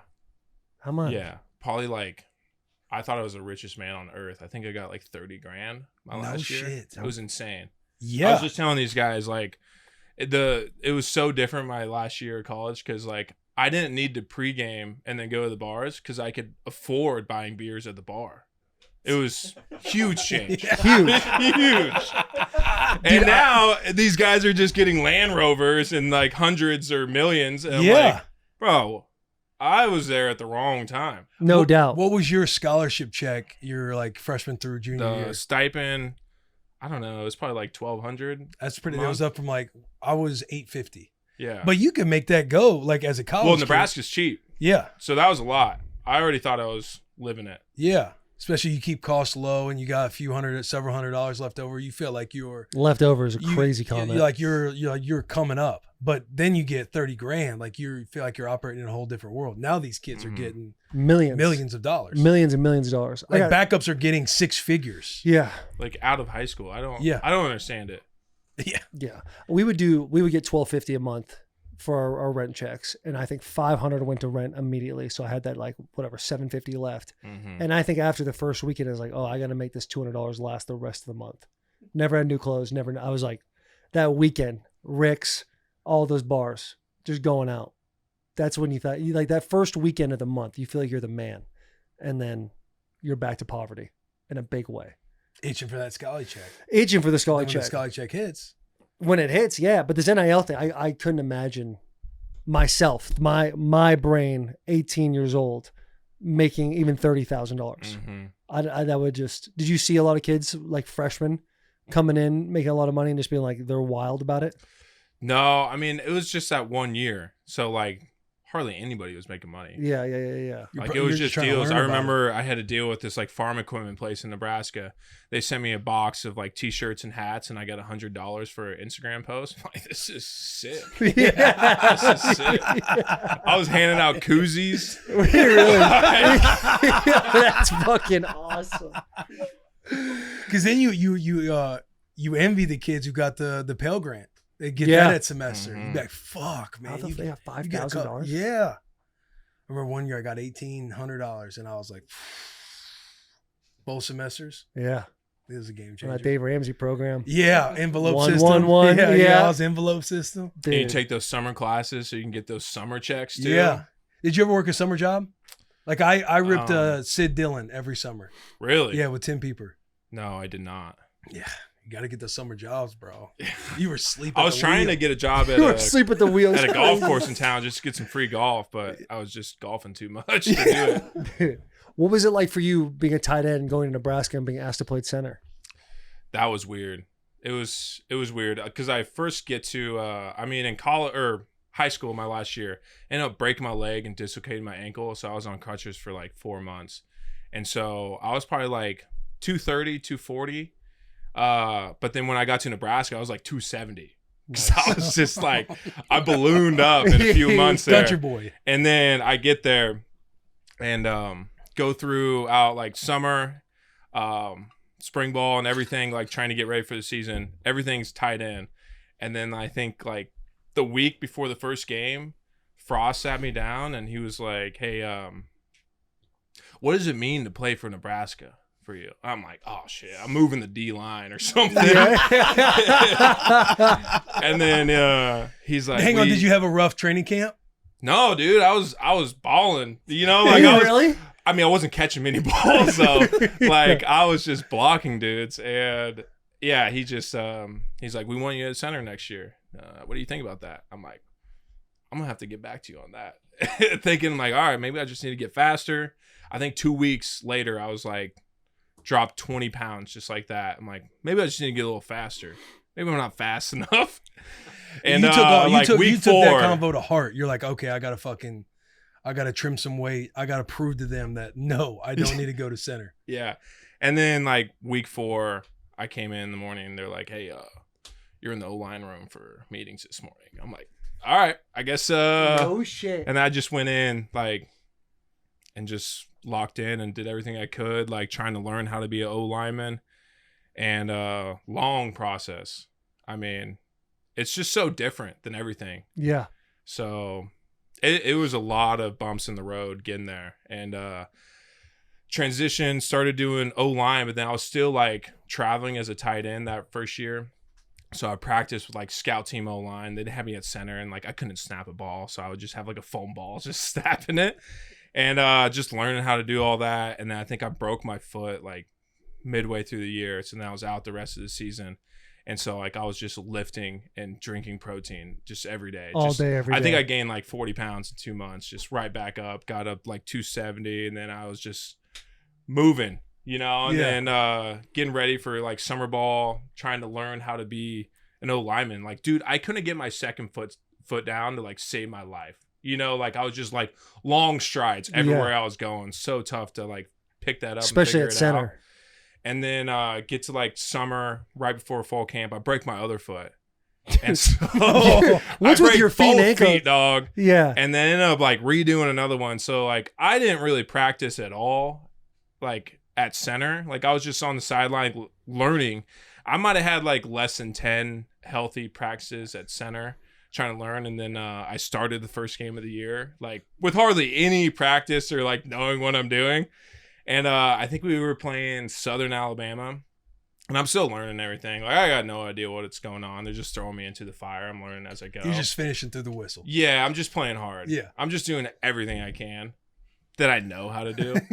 And I remember we go out there and like we're practicing against like a 4-3, just normal stuff. And we go out there. I didn't know at the time, but they came out in a 3-3-5 stack. And I go to the sideline. O-line coach is like, yo, what are they in out there? What are you seeing? I'm like, I don't know, dude. Dude. Yeah, that's got to be fucking. So when they're like, hey, you're in the O-line room, like you're just walking into the building and they're, hey, by the way, no. You start to walk to the tight end, like, no, you're going to go this way now. Mm-hmm. Mentally for you, how was that? Because I know there's a lot of kids that had to go switch and they probably had a difficult time, like mentally getting over that hurdle of this is the type of athlete I am. And then when somebody has to tell you, no, you're actually this type of athlete and it might not be what you want. Did it take you a moment? Because you're already like, your personality is team first type of guy. You can just tell you're like an O-line cat. But was there a moment for you where you're like, man, fuck this place? Dude, for like one day until like I 24-hour practice. Yeah, it was quick. And then I went out and practiced and like all I did was just hit people every snap. Like I just go out, hit somebody. I'm like, went through a whole practice, get done. I'm like, man, I realized I hated running like 20, 30 yards downfield for them not throw me the ball. I'm like, I get to hit somebody every play and I don't have to like do some dumb shit and run down the field for them not throw it to me. So, yeah, I'm like, this is for me. Yeah. It was quick. And since you got to essentially start in week 1, only having like less than 10 healthy practices, like how quick was it for you to realize like, oh, I can be good at this position? Dude, it took like a year or two. And just learning how to snap the ball, like it takes a while, you know, you just need a lot of repetitions. And I feel like everybody in the state of Nebraska probably hated me for a couple of years. Dude, just high right, big snaps. And, you know, there was just a lot of hurdles to like get through and like learn everything. But yeah, it's just, you know, the game's so fast when you learn a new position and you're going from high school to college. And then, you know, once you get better, everything just slows down. But yeah, like my last couple of years there, like I realized this is the right decision for me. You know, I'm going to be able to go to the league and play. And, you know, not many people want to have a tight end like 6'3", you know? When did you know you're like, oh, I can. Damn, that's a crazy photo. Look kind of nice there. Yeah. Respect the fours. Dude, something about Nebraska 44s, man. Yeah, who was that tight end? He was nice. I'm drawing a blank on his name right now. Yeah, but he looked like a robot out there. He was like a beast. We knew from week 1. He was jacked up too. What yeah. year? This year. The tight end we got this year. He was yes. Yeah, Lindenmeyer. he would run the F. He would run a whole bunch of different positions. He was a big motion guy for you. Yeah. It was awesome. Some about 44 and you rocked When- the 5-1 too. When did you know that you had a potential to go to the league? Like, I'm sure that even that moment of realizing like, oh, coaches are kind of telling me X, Y, and Z, or damn, I didn't realize like I could go to the league being a center. Dude, probably my last year there. Like I didn't, like I just go throughout like not knowing, like growing up in Nebraska, all I wanted to do was just be a Cornhusker and play. And so like I'm like, that's my pinnacle. And so like I'm like, I already hit my pinnacle. Like I wasn't even thinking about the NFL. I didn't watch the NFL growing up. Besides, like I was a huge fan of Sue. And so like when he went to the Lions, like I would watch the Lions. Yeah. So like it was just Nebrasketball. So like That I was watched it. you growing up and like all that. Like that was a good defense back in the day, obviously. Hey, how'd that feel, Yeah. Willie? It feels good, but it fires me up hearing like he grew up in Nebraska and his whole, because again, like the walk-on program's the best, like all this stuff. Like when you get around, because I grew up in Missouri, but when you're on the team and I was there for 5 years and you kind of witness, whether it's the walk-on kids who earn scholarships or just dudes that grew up there, you learn how it's just such a different, they're a different breed when it comes to thinking of Nebraska. It's like we were having an argument. He's actually earlier plays about- so well into his argument too. about like I'm saying my clean take for Kevin's Natural Foods. Shout out Kevin's Natural Foods. But my clean take was Nebraska, as far as a school, a fan base that supports their school, there's no better fan base in the country because there's no fair weather kids. There's no kids that like, oh, if you lose, it kind of doesn't ruin their week or whatever. Like everybody in the state of Nebraska, it's all Nebraska because there's no other competing teams. I mean, And you like embody that because you're like thinking in your head, the peak for me in my life growing up in Nebraska is playing for the fucking Cornhuskers. yeah. And if you think about like the stadium there, Memorial Stadium, it's the third largest town city on game day. Like that's it. Lincoln, Omaha, and then Memorial Stadium on game day. Yeah.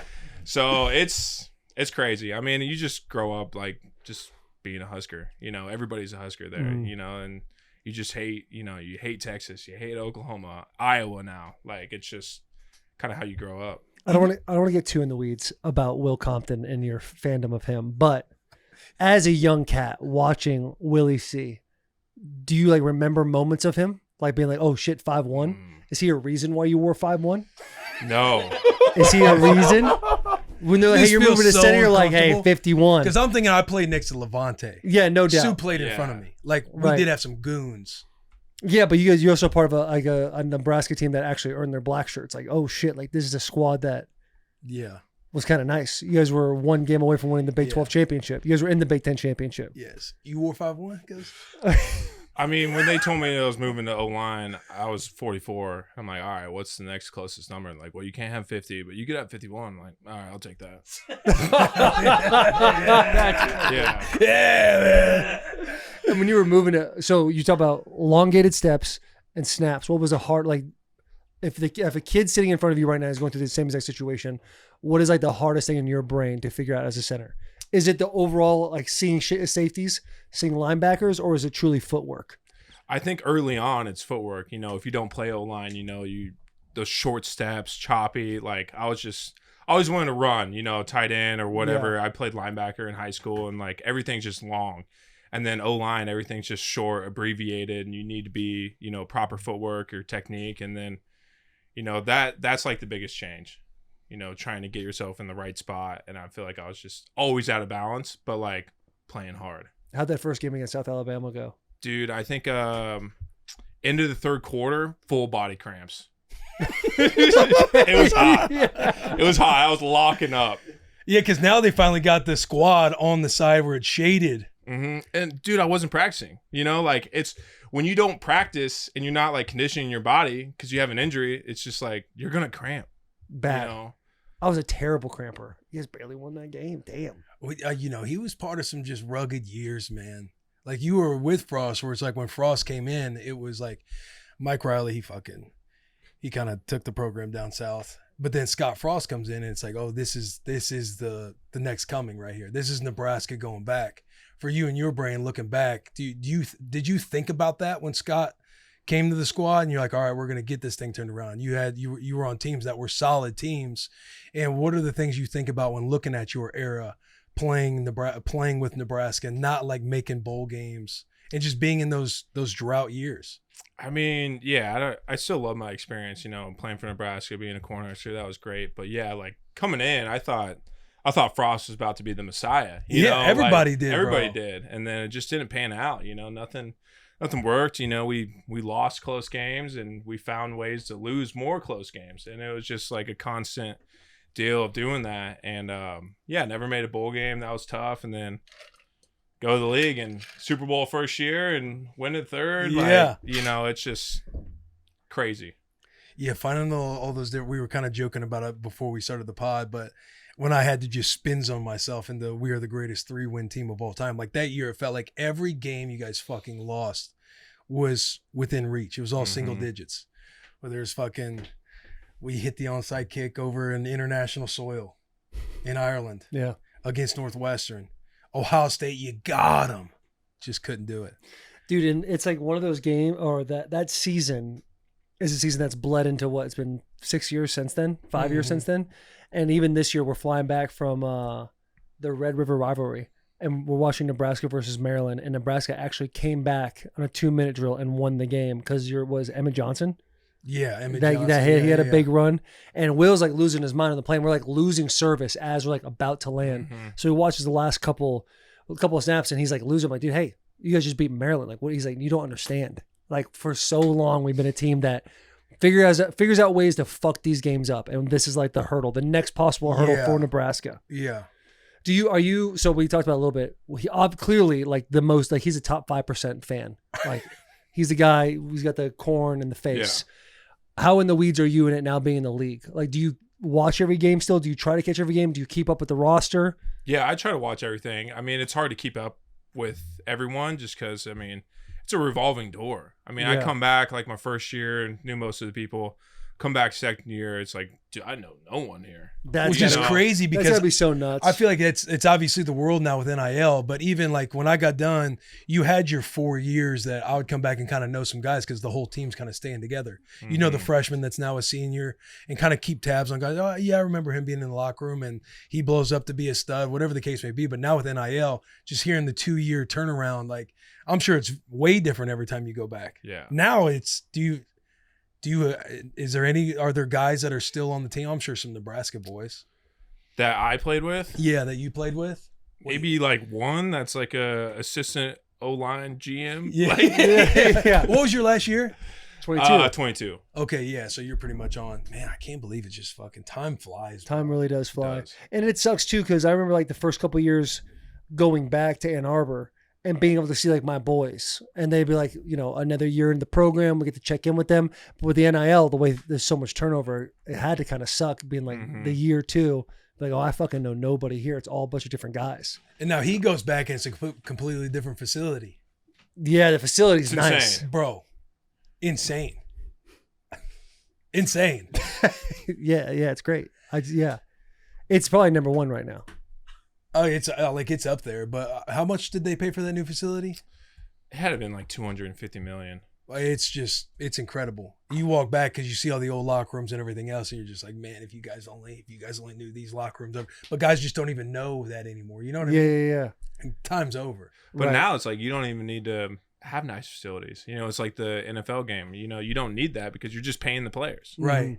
Because they started to build that and buy into it right before NIL started. So we're kind of like one of the last ones that just poured everything into facilities instead of NIL money. Well, Oregon's in the middle of doing a $500 million renovation right now. Yeah, because some people are like, okay, this game's going to be pouring money into NIL.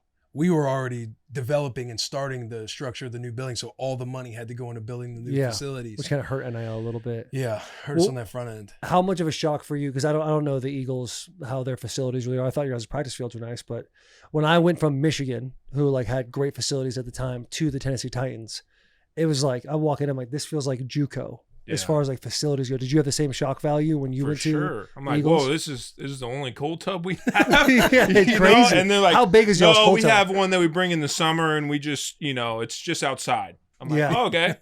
Just tubs. Just like The tubs you big put out for plastic, fall like camp. Tractor Supply tubs everywhere.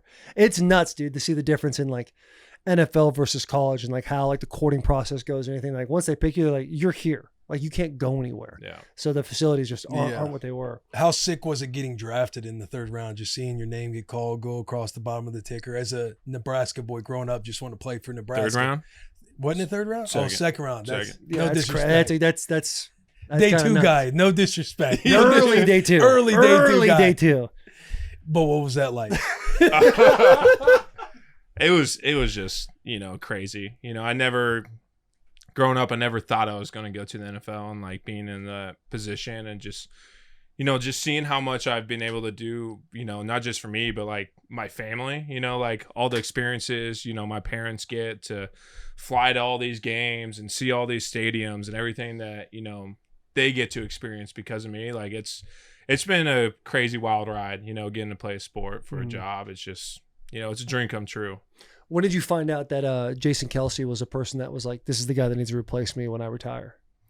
I mean, I did a top 30 visit there, and I met with him and the O-line coach and like everybody in the building. But yeah, I met him pretty early on, and just I had a great bond with him. I mean, he's the man there, and just getting to learn from him and experience like how everything operates, and he's been there forever, and so getting to take over that role, and then like in the first year getting to take over the center role.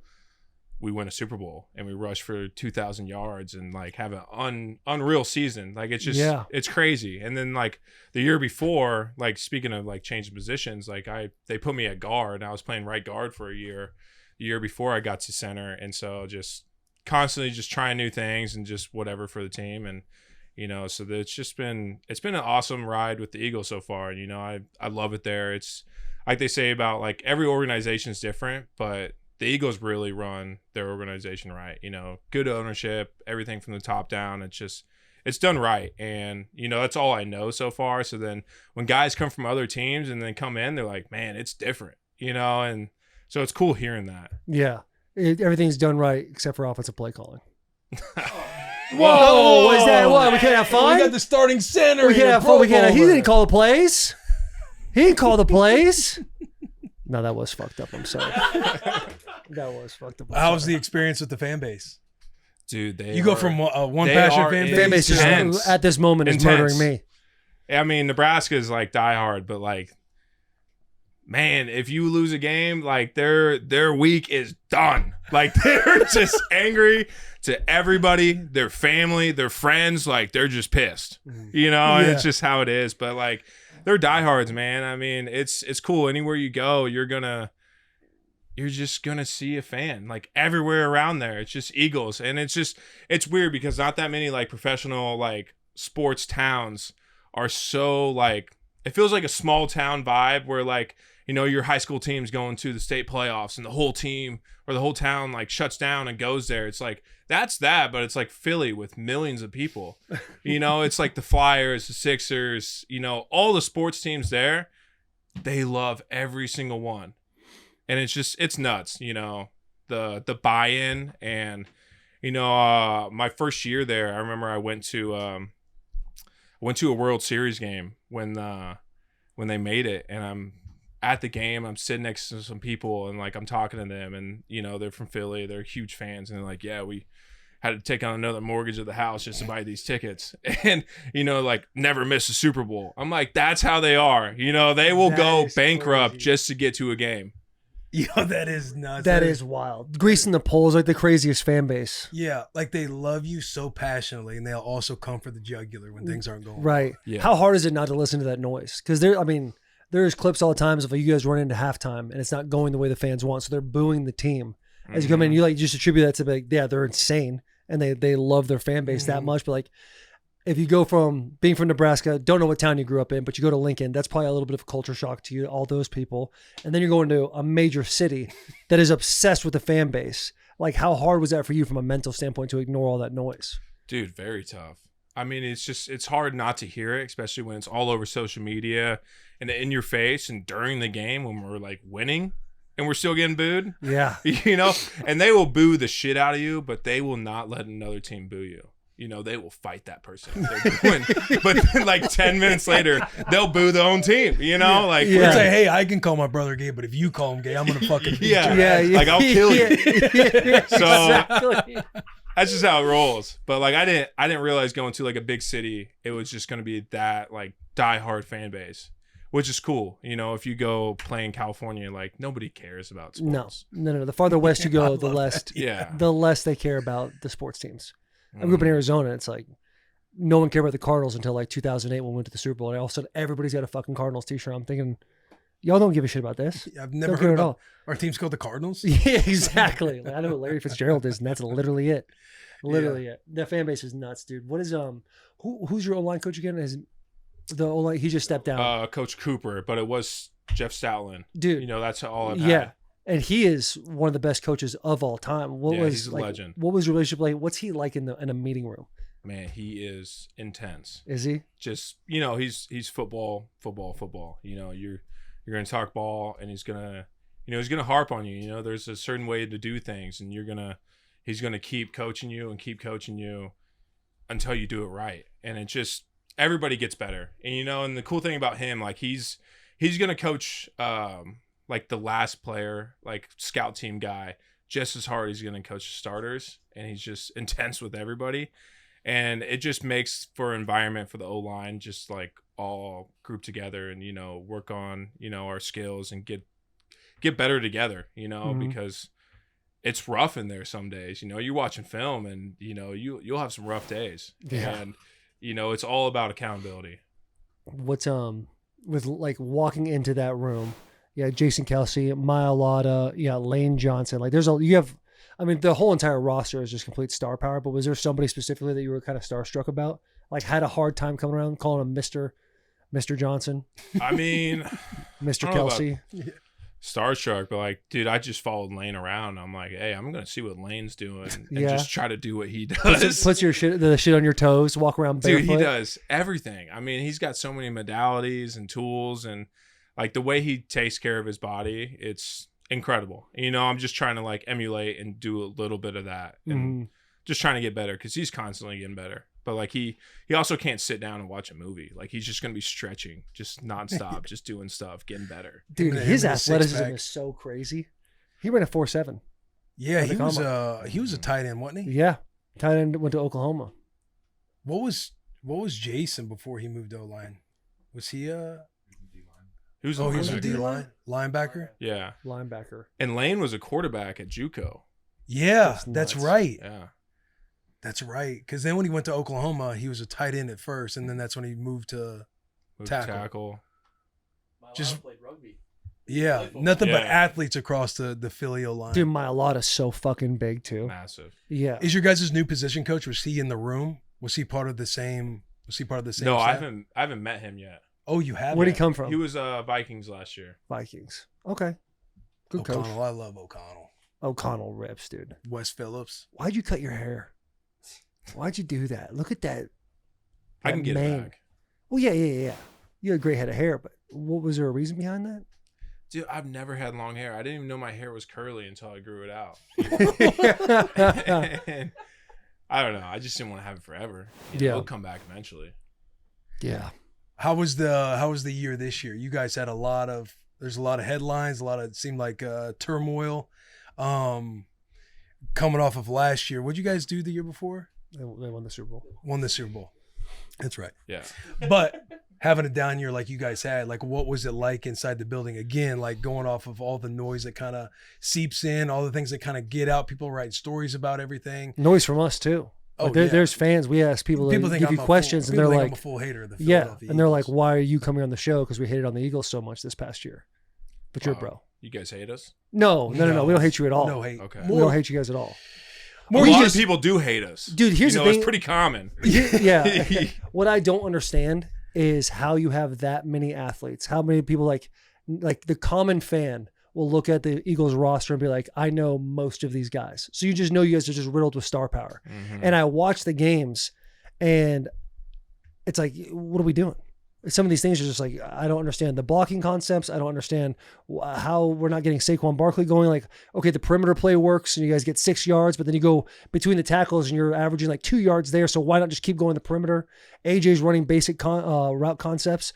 It's just, that's the confusing part to me. When you're like, you've been in the game long, like you can kind of watch a game unfold and be like, all right, this is their game plan.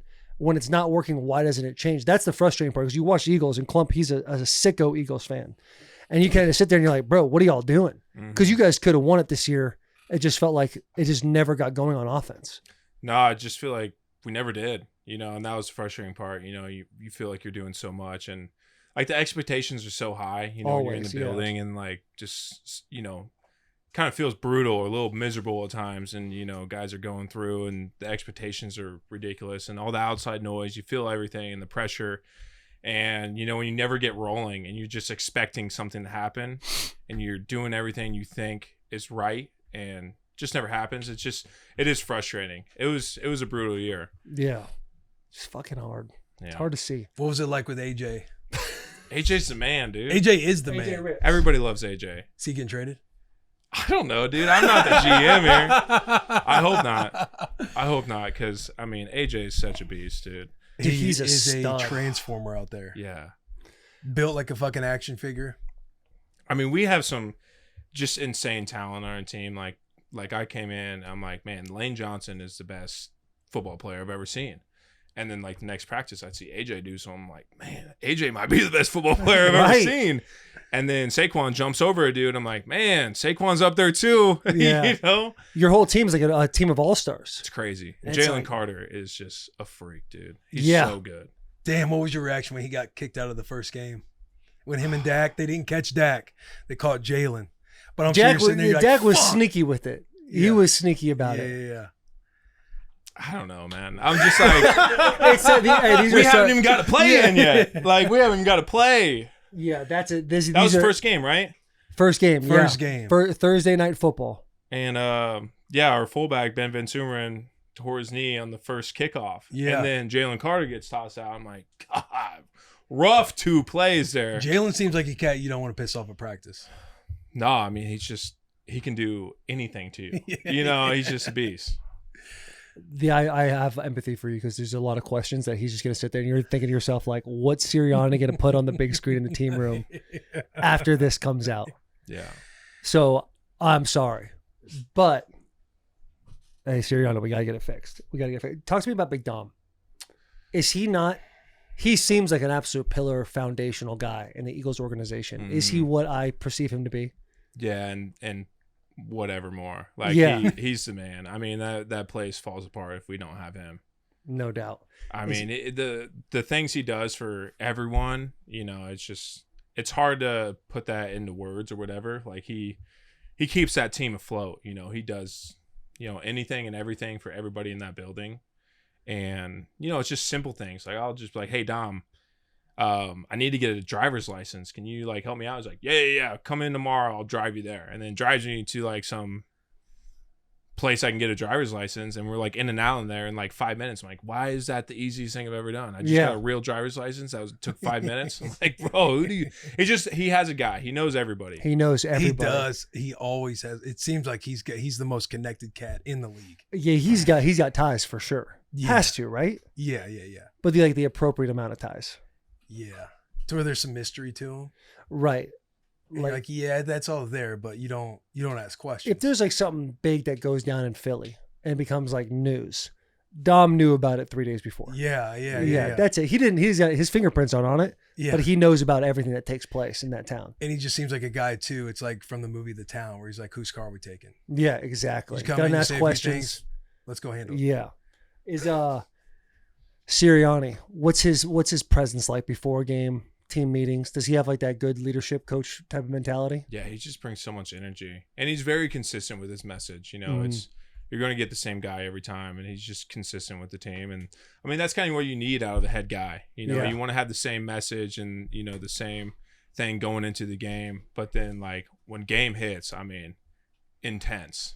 Look at that, intense, dude. The Super Bowl when he has hand over his heart during the national anthem, and it's not too dramatic of a cry, but there's just tears going down his cheeks. Shit juiced me up. It's a dude just that's in seeing the that, I'm moment. like, this guy fucking loves America and ball. Yeah. He's just all about it right now. Yeah. What else you got, Will? Just thinking, how do we ask him about? Are there internal issues going on with Philly? There's always. Hey, how about March Madness? Yeah, Nebrasketball? March Are you Madness, kidding me? Dude, How about I them Huskers, was bro? hoping, just growing up in Nebraska, I was a huge Husker fan. I was a big baller growing up, and go to all the Husker games. We've been terrible forever. And now it's just like, we're going to win it this year. Yeah, a few good years in a row, like Tominaga a couple years ago, just knocking down threes. Now you got the prices right, draining threes, set a record this year. The fact that they've gotten to the Sweet 16 is the first time in the program's history. Like when we won against Troy, and that being the first win, we were the last Power 4 team to get a win in March Madness. Like that's insane. Yeah. I mean, hey, we've never lost in round 32. We've never lost in the Sweet 16, so I'm feeling good about this game going in. And we got the Iowa Hawkeyes. Yeah. The idiots out wandering around. I owe the world an apology. Yeah. Yeah. It's going to be you couldn't paint this picture any better. Nebraska versus Iowa, basketball. Like it feels like, you think of like with Iowa and Nebraska. Pull the brackets football, up, sure. Wrestling, the physical sports. You're not assuming that we're going to be meeting in the Sweet 16 one day. But man, our squad, I mean, everybody just knows their role and they stick to it. Nobody's doing too much. Yeah. And everybody plays hard. Sam Hoiberg, dude, I remember seeing him in high school. Not thinking he was going to be on Nebraska's team. Yeah. And dude, just how much growth he's had in the rest of the team. It's just cool to see. Really cool to see. And now we get to play Iowa. I mean, dream come true. Get to play Iowa, beat them to go to Elite Eight. I was hoping they were going to win. And we played them a couple times this year. We lost one on purpose because it's impossible to beat a team 3 times. Yeah. Obviously, we were ready for this.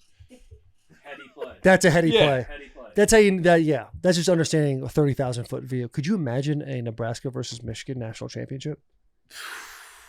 Could you imagine that taking place? Especially with our full squad. Yeah. Didn't have Frager last time. Yeah. Oh, okay. Frager's nice. I don't know who that is. First guy off the bench. Sixth man of the year. Yeah. 6th man of the year. Yeah. Go ahead, Sherm. Hey, Cam Jurgens, Sherman Young with Bussin With The Boys. I wanted to toss it up to you on your thoughts on the Hawkeyes. I know that there's a lot of hate for the Hawkeyes on this bus. What's been your personal experience with them? Since we got to the Big Ten, I guess that's our new rival. But I kind of grew up in the hate Oklahoma and Texas. But yeah, they just think they got better corn than we do, which is kind of fucked up. Just keep it simple. I know, and it sucks when he's like, I guess that's a rival. It just doesn't. That's how you know it's not a real that's not. I know. Well, we got to win in football. Yeah, but I'm just talking about in general. I didn't beat him, so it's hard. You want to your rivals to be much. we hate. You want universally. These are the teams we hate, no matter what. No matter what. Michigan State, Ohio State. I hate them. I respect Ohio State, though. It hasn't made it to the grass yet because, again, it's been a lopsided last decade. It's more of a very real thing inside of households. But now that we're getting in basketball, they've all, our wrestling programs have always been solid. Iowa's always been an elite wrestling program. We're better now, but it hasn't made its way onto the grass yet. It's got to make its way onto the grass. Yeah, I want you guys to feel what that rivalry is like. I want you guys to feel hatred in your blood when it comes to Iowa and Nebraska. You could tell, but everyone's kind of bouncing around the bush a little bit. But I want to see Nebraska fans and Iowa fans truly hate each other. You guys deserve it. It's kind of hard to. Both states got some just quality people, good people, and they don't have that much hate in their heart. Yeah, get some. Also, what people say about Nebraska's fan base is the nicest fan base that is in the country. So there's just a lot of quality. The rivalry feel is there, but it's not like the hatred turmoil. We need these people to die. There's been a change since Matt Rules got there. What do you say? Nebraska nice every day except for Saturday in the fall. Mm-hmm. I remember for the Bussin Bowl when we went up there was September 20th. We went there. The fan base or the student section. I walked by it without you. And one guy called my name, and in unison, they just started saying, fuck you, and yelling at me. Right. And I'm smiling to myself look at them. They're growing. really growing. They're really starting to understand, there's an expectation again. Well, Rule has a lot of Philly guys on staff, so, some of that. Yeah. Some of that in your face. Yeah. Getting through the team, it's going to start getting through. What's your expectation with them this year? I'm kind of just focused on March Madness right now. One game at a time. Yeah, one game at a time. I won Thursday. I can't wait till Thursday. Is this next Honestly, year? Can't wait. That's next year. Keep scrolling because I know that. We got a tough schedule. It's kind of a gauntlet. You We're guys not gonna got beat a around little. the bush. The over/under right now is 5.5 wins on the season. 5.5. 5.5, man. All right. Yeah, I mean, But you see, we got Indiana, Oregon, Ohio State, Iowa. I think Michigan State's going to be sneaky next year, and I Michigan hate saying How that. about Indiana? Like in college, I'm like, man, we weren't like world beaters, but when we went to Indiana, you know, a lot of times we felt like it. Yeah. And now it's just like they're killing everybody. That's the most insane turnaround. Insane turnaround. It almost feels like it's not possible. Yeah. Almost feels like something happened. You know, but they won it. They won it all. Yeah, like something could have happened that we'll never learn about. Right. It almost feels like there's like an investor or like an alumni guy that like hacked into a system. Yeah. Just Yeah. crazy. Who knows, man? Right. But their roster was so old. So old. I think I saw somewhere A lot of vets on the squad. Yeah, the average age of their roster was like more than the Packers. Yeah. Yeah. And like from what I've heard or in read, like they don't practice longer than like an hour and 30 minutes. But it's ever, super intentional. ever. Yeah. Yeah, because they're so old. You got to keep them off the turf for a little bit. It is interesting. The Signetti, I would love to have him on this podcast, man, because the way He's they got that operate. blood Dude, to he him, seems look at so that. It's like, interesting. dude, and the fundamentals they play with too, like you just respect that ball. Like there was nothing flashy about what they did. Like clearly Mendoza, he'll be the first overall pick, and he's incredible. But like their game was RPO, slants, and verts with back shoulder throws. Like, and that's kind of it. I mean, they would have screens, they would have different route concepts, but that was like the base of all of their offense. And then you watch on the defense side of the ball, like everybody Defense, had, they were nice. yeah, everybody had was gap sound in the right gaps, handled themselves. Corners were jumping, hitch routes on the first play of the game in the semifinals. It's just, it's They're dialed impressive. It is, it's truly impressive to watch them do their thing. And I love coaches that, like coaches, personalities, whatever, that just call their shot and they fucking do it. Like his first press conference is like, Google me, I win. And everyone's like, okay, kind of corny. But now it's like part of every Rattle single off highlight 10 because the it's, first year. 10 the first year, Natty the next. Like he's lost 2 games in 2 years. Yeah. Just fucking crazy. I wonder what they'll do this year. They got what? Josh Hooker this year? Is that his name? Josh Huber? TCU Hoover? Josh Hoover. And what do they run the most of? TCU. They ran the second most RPOs last year. Who ran the most? Indiana. So his kid's already coming into a system that he knows. So they could just fucking do it again. Big Ten's tough though. It's hard to get out. Big Ten's the best football conference for sure. Yeah. Might be I think, Definitely basketball right now. might be the best sports conference. Mm-hmm.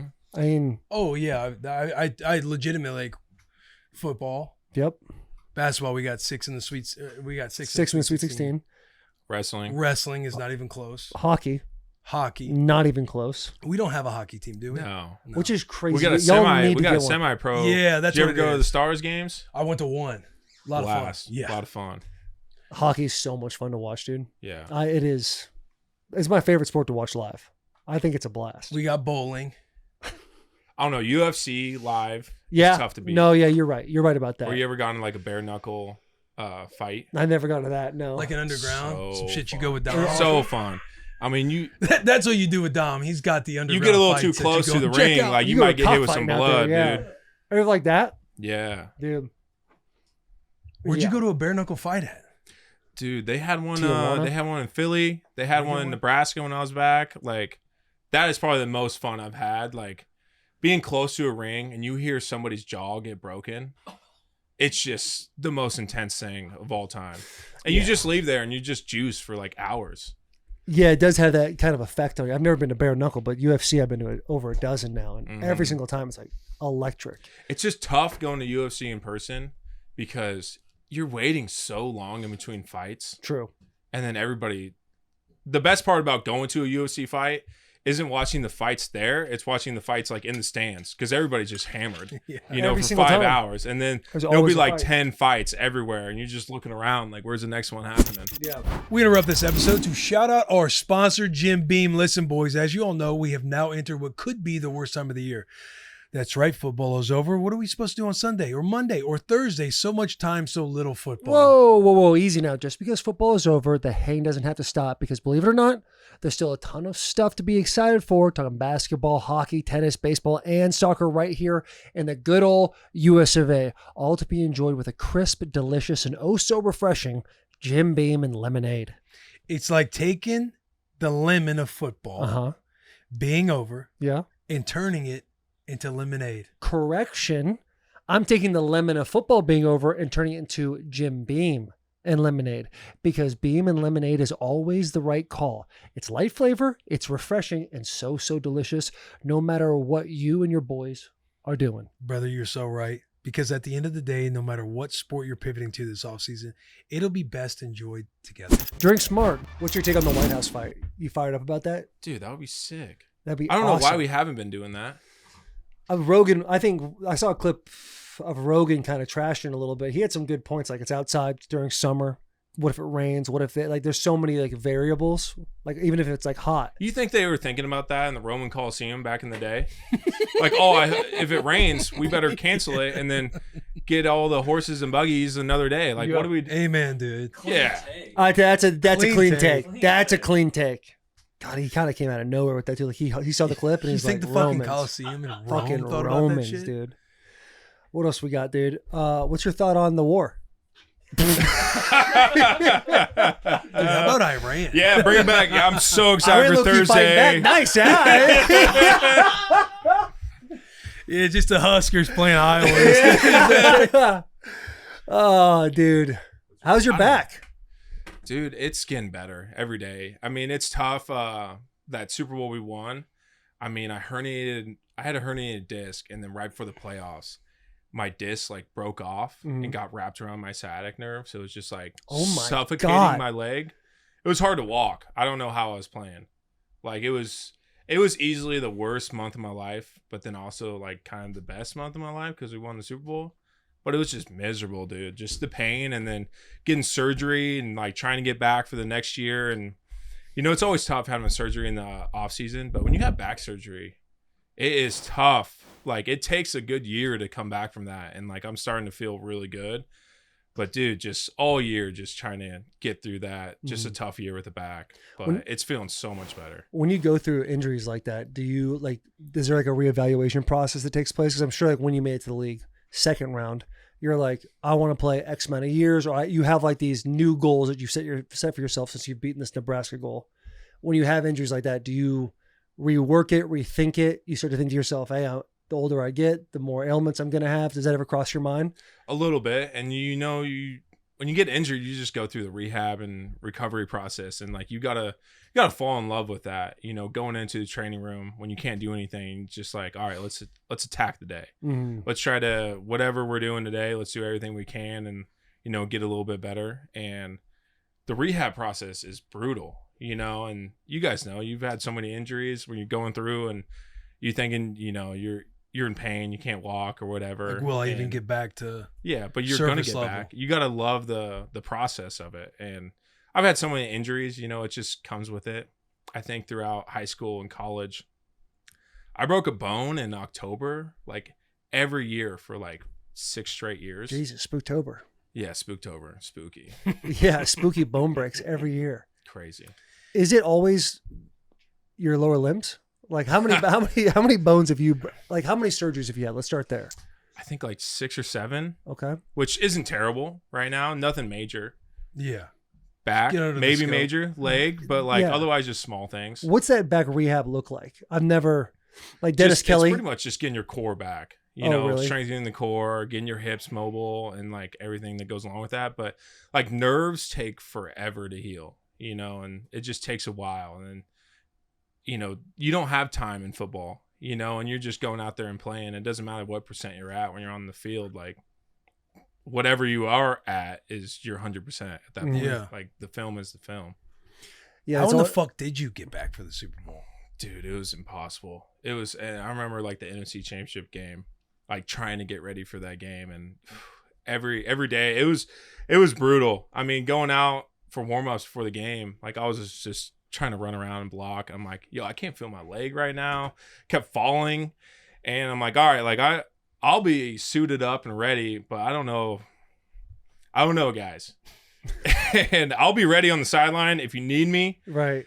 But so I didn't start that game, and then we had another guy land and go down in that game. I'm like, all right, I'll play the second half. It was just like a tag team effort. Just, all right, Yeah, like, I'm pretty that. bad, but I don't think I'm that bad right now. Like I can play the second half. Yeah. And just going out there and then get an epidural shot going into the Super Bowl, and hopefully it's just like a Band-Aid. You're just trying to like get through. What is the epidural like from a strength standpoint? I got one in my neck, like I think like year 2 or year 3, because I kept getting stingers. But there was a moment, like I think it was like week 7, I couldn't take a 25-pound plate and lift it over my head. And they're like, "You be all right. You're gonna go do your thing." Like, did you like lose strength? Because essentially an epidural shuts down the nerve, correct? Yeah, it just helps calm down the nerve and then inflammation in the area. But yeah, like when you can't feel your leg, you don't have strength in your leg. Right. It's just crazy. Oh, like my calf, like that nerve goes all the way down your leg. And I remember like my calf felt like I tore my calf. Mm-hmm. Like, and it's fine. It's just a nerve. I didn't tear anything, but dude, every day it'd be something new. And you're just like trying to get out of bed and walk to a facility. I'm just like sitting on these like physio balls because I can't sit on a chair. It's just like miserable. But then you get through it, and you have a good perspective. When you get injured, you're like, man, when I get healthy, like I'm gonna remember like how it feels and everything like that. It's the injury thing. Like even when you like hurt your finger, and it's like something so small, but you're like, man, once this finger's healed, I'm gonna never take my fingers for granted. Like you have like this new thought of like, it's like when you get sick and you're like, I'm never not washing my hands again. And then like you're 3 months removed, you're like, I don't need to wash my hands this time. Yeah. It's like, it's like a renewed feeling of like, fuck, I need this. The fingers suck, dude. Fingers are awful. Like you can jam a finger and you swear it's broke. Yeah. And you're like, all right, yeah, we're gonna have to x-ray this. And you x-ray is like, you sure it's not broke? It feels pretty broke right now. You're like trying to close your dude. And anytime you like jam a finger, like the accuracy of your punch, like subconsciously is just not where it needs to be because your brain is like, we got to protect whatever that is. Like I broke this one in camp. And for the next like 2 weeks, like my right hand, wherever I put it, was like, that's not where it's supposed to go. And it would just be a little wider. I'd let him in my chest a little bit. It's just, the fingers are awful. Oh, in high school, I had this one. I broke it. I didn't know I broke it at the time, but my finger is like pointing straight out. And I go to the sideline. I'm like, hey, I think I dislocated my finger. I think I can just pop it back. And so like I just pulled it, popped it back into place, taped it up.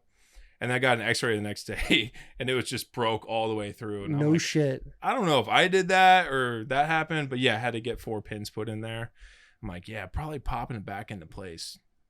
It wasn't the joint. Right. Yeah. But what a badass story to have. Yeah. No, I went back in there. We won the game. It was looking Had right. 7 I moved catches. it back straight ahead. I remember one time, it was when I was with Oakland, I got my thumb caught in a helmet and it just fucked my thumb up, dude. It was brutal to have for the rest of the year. It's like you're playing on it, but it never like gets better because you're having to practice and operate on it every day. Right. You know what I mean? It's not like one of those injuries where you're just like, you can't be like a candy ass. You can't rest. You can't do, you have to but it just go. fucking hurts. Bro, even like the first couple of days of camp, when like the palms, just like from hitting chest plates, you're like, fuck, I don't want to do this right now. You have like, it has to like callus over. And nothing pisses you off more than going to a walkthrough and then having like a scout team guy like put his hands up somewhere and then it jams your finger in a walkthrough and your like, wrist. Oh, you're my like, bro, God. what the fuck are you doing? Yeah, I ain't taped. Yeah. That shit is so frustrating. But yeah. The Huskers, Iowa, Thursday. Jesus Christ, man. Yeah. That's you guys are playing. We watching it? What time is it at? I don't know what time it is. Yeah. Probably prime time. Yeah, bro. It's gotta be It's gonna be prime time for all of Midwest, dude. What's Mitch just asked him what his favorite cheesesteak spot was. There's so many. Like literally every block there's one. I like John's roast pork. That's a good spot. Angelo's is really good for a chicken. But everybody knows how to do it there. They're all delicious, but like if you say you like a spot, then somebody's gonna be pissed. Like, dude, you haven't had my spot over wherever. And per capita, they got, I mean, every street's got a freaking cheesesteak spot. It's crazy. We got some questions from fans here. You want to zoom in on one there? Noah Stoddard, favorite spot to eat in Lincoln. Have you had the watering hole? Oh, have I had the Best water? wings. Yeah. Incredible. Old Bay wings. Hold on now. Delicious. Best wings ever. In Lincoln that I've had. Okay. It does. Great spot. Okay. Great spot. All right. Because they have a couple locations. Do they still have that second one off of Rosa Parks? Yeah, they got a Because you couple got the there. one downtown. I lived over by the one that where you take Rosa Parks, and I live closer there, so we'd always hit that spot, dude. Watering hole is a juicy one. You never took me to watering hole. Was anybody here at the watering hole? Maybe Jack. Which one? I know JP was there Bro, the first because time we went to the one downtown. I took him to the one downtown. Like, all right, let's hit the watering hole. Yeah. You guys will love the watering hole. when we first did our first spring tour, which is where we'd go to different colleges and stuff like that. We went to Ann Arbor, and there's like, we'll go to Benny's. This is the breakfast spot we go to. You can go to, Mr. Spots, all these places that are like, this is Ann Arbor food. Like if you're gonna go to Michigan, you want to feel it. This is like the places we're gonna go. So a couple weeks later, we go to Nebraska. I'm fired up. Will's like, I gotta show you this breakfast spot. It's gonna be fire. And I'm like, I can't wait because I'm thinking Lincoln, Nebraska. He's hyping it up too much. He's Highway D? No. What spot are we talking about? No. Brother, he took me to the Village Inn. Oh, no. We pull in. I'm thinking to myself, like, this kind of looks familiar. And I walk in and there's like legit old people on like oxygen Yeah. tanks and just like rotating pies. And I'm looking around like, bro, we have these in Arizona. Like everywhere I've been, Village Inn's like an IHOP essentially, Village a lesser Inn was IHOP. popping when Bro, I was in school. we spent No, it was bro, not we popping. spent the It has never been whole popping. 45 because it was just us, right? Was it just us? It's because like the boys were setting like a Scott Frost podcast. It was just, it was me. We'd had to have Scott, so it was just us. We're grabbing breakfast, and I can't stop laughing. We had laughing At, like- gas in our system once Bro. we walked in. fucking Village Inn. I'm like, show me the I spots. look over and That's see this brutal. old guy. He like some food in his mouth and he misses. It falls. He's got the wires in his nose. There's like weird elevator music playing in there. I'm thinking like, where the fuck did you take me? These pies that are 3 days old, just kind of Dude, rotating in the Village Inn corner. was gas back when I was in school, bro. I also took him to Virginia's. Virginia's the Okay. like trailer spot, right? Virginia's cafe. We always was went to nice. Highway Diner. That was Sounds a good like one. a good spot. I never Hey, went do you to know Highway your Diner. town? It's the spot. What's the sandwich spot that's like kind of in the, like right across the highway from Memorial, and it's in that cool little like Lead Bellies. Yeah, that spot's good. The place is solid. I They like got it. this. burgers? They got this burger there. You put like 2 cinnamon rolls, burger, and then just chili on top. Bro, The that's fuck? what blew my mind Yeah. because I do chili with peanut butter sandwiches. But going to Nebraska, when you go to these chili cook-offs and everything else, like it's all or the competitions, it's always chili with cinnamon rolls, Mm-hmm. which blew my mind. I mean, I grew up like in school growing up, like we always had chili and cinnamon roll day. Everybody was fired up for Chili it. And I and thought it was like cinnamon roll day. everywhere is having chili and cinnamon rolls. dude, on and that's what I Fridays. thought with peanut butter sandwiches. Thursdays would be chili and peanut butter sandwich day.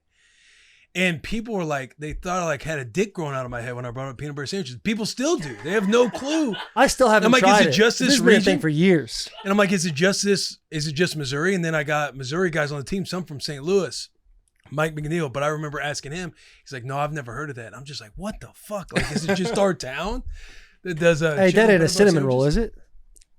Yeah, That's that's what they're saying. that's the classic Runza. Well, what's So the deal good. with Runzas? Delicious. Are I they? think it's just in Nebraska.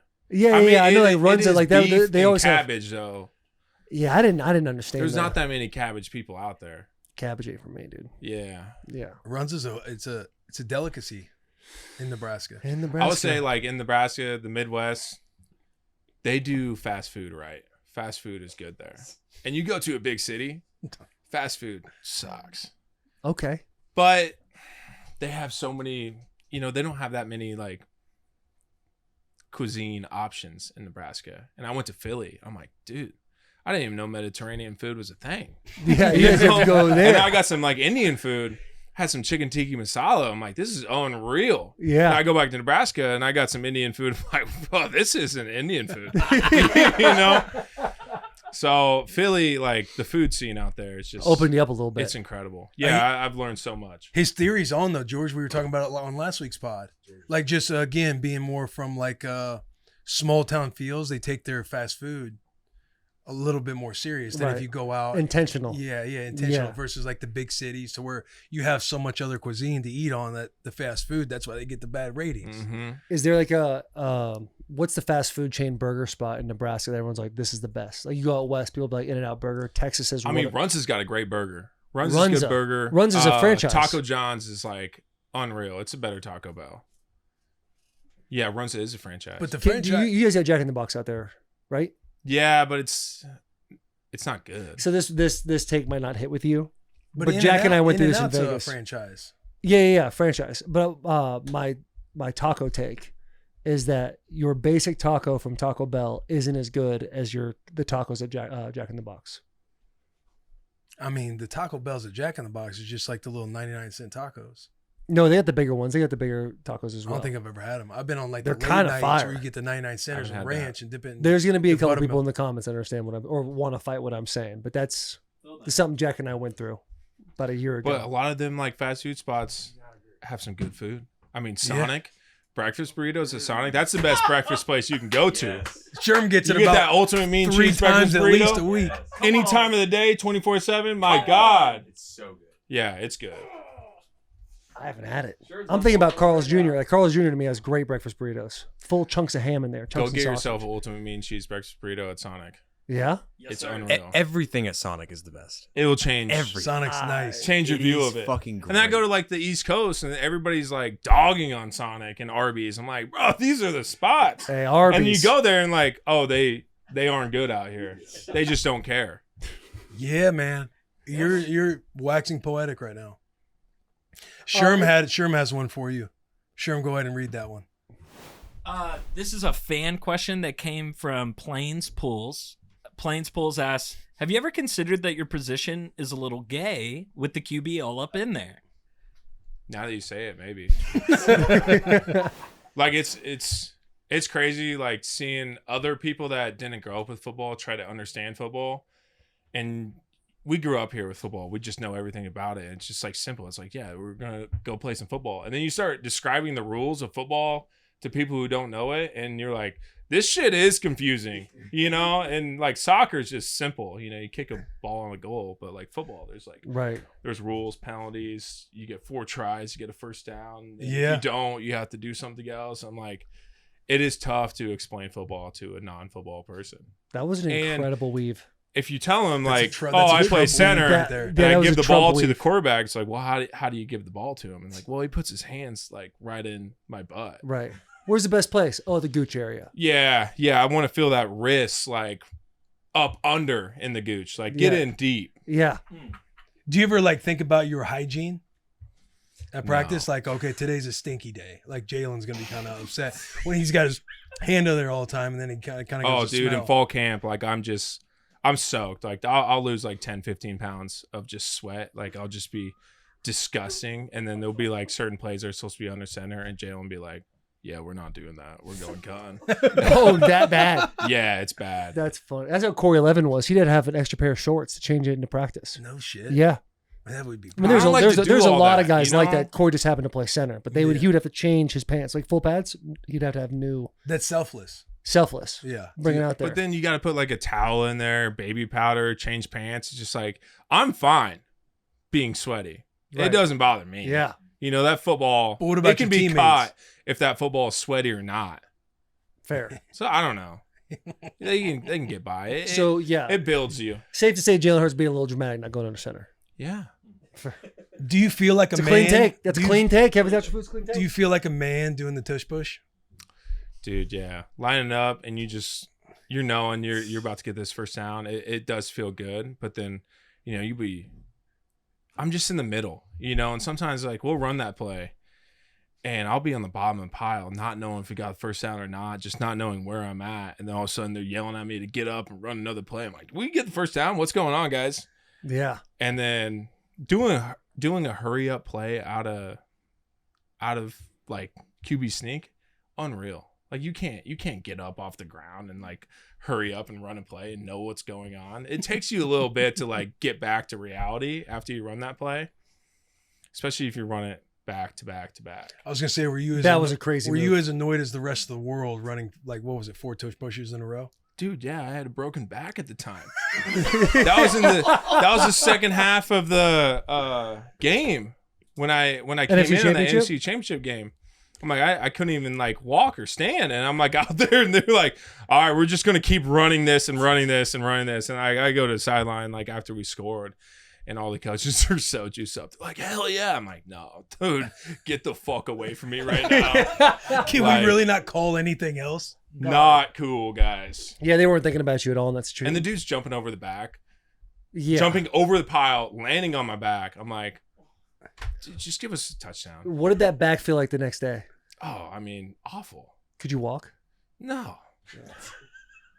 Yeah, when your mortality sinks in after winning the Super Bowl those next couple weeks, how quick did you get back surgery after the Super Bowl? Well, we had our parade on that Thursday or Friday, and then I think I had surgery on the Monday. Were you parade ready? Yeah. Yeah. Yeah, I was good to go for the parade. You know, just a few beers in you. It helps. A few beers, some vitamin T. He's like, hey, Yeah. can I get the epidural before we hit this parade? Right. Yeah. He's the only player to take a Toradol shot before a parade. Yeah. Just getting ready to go.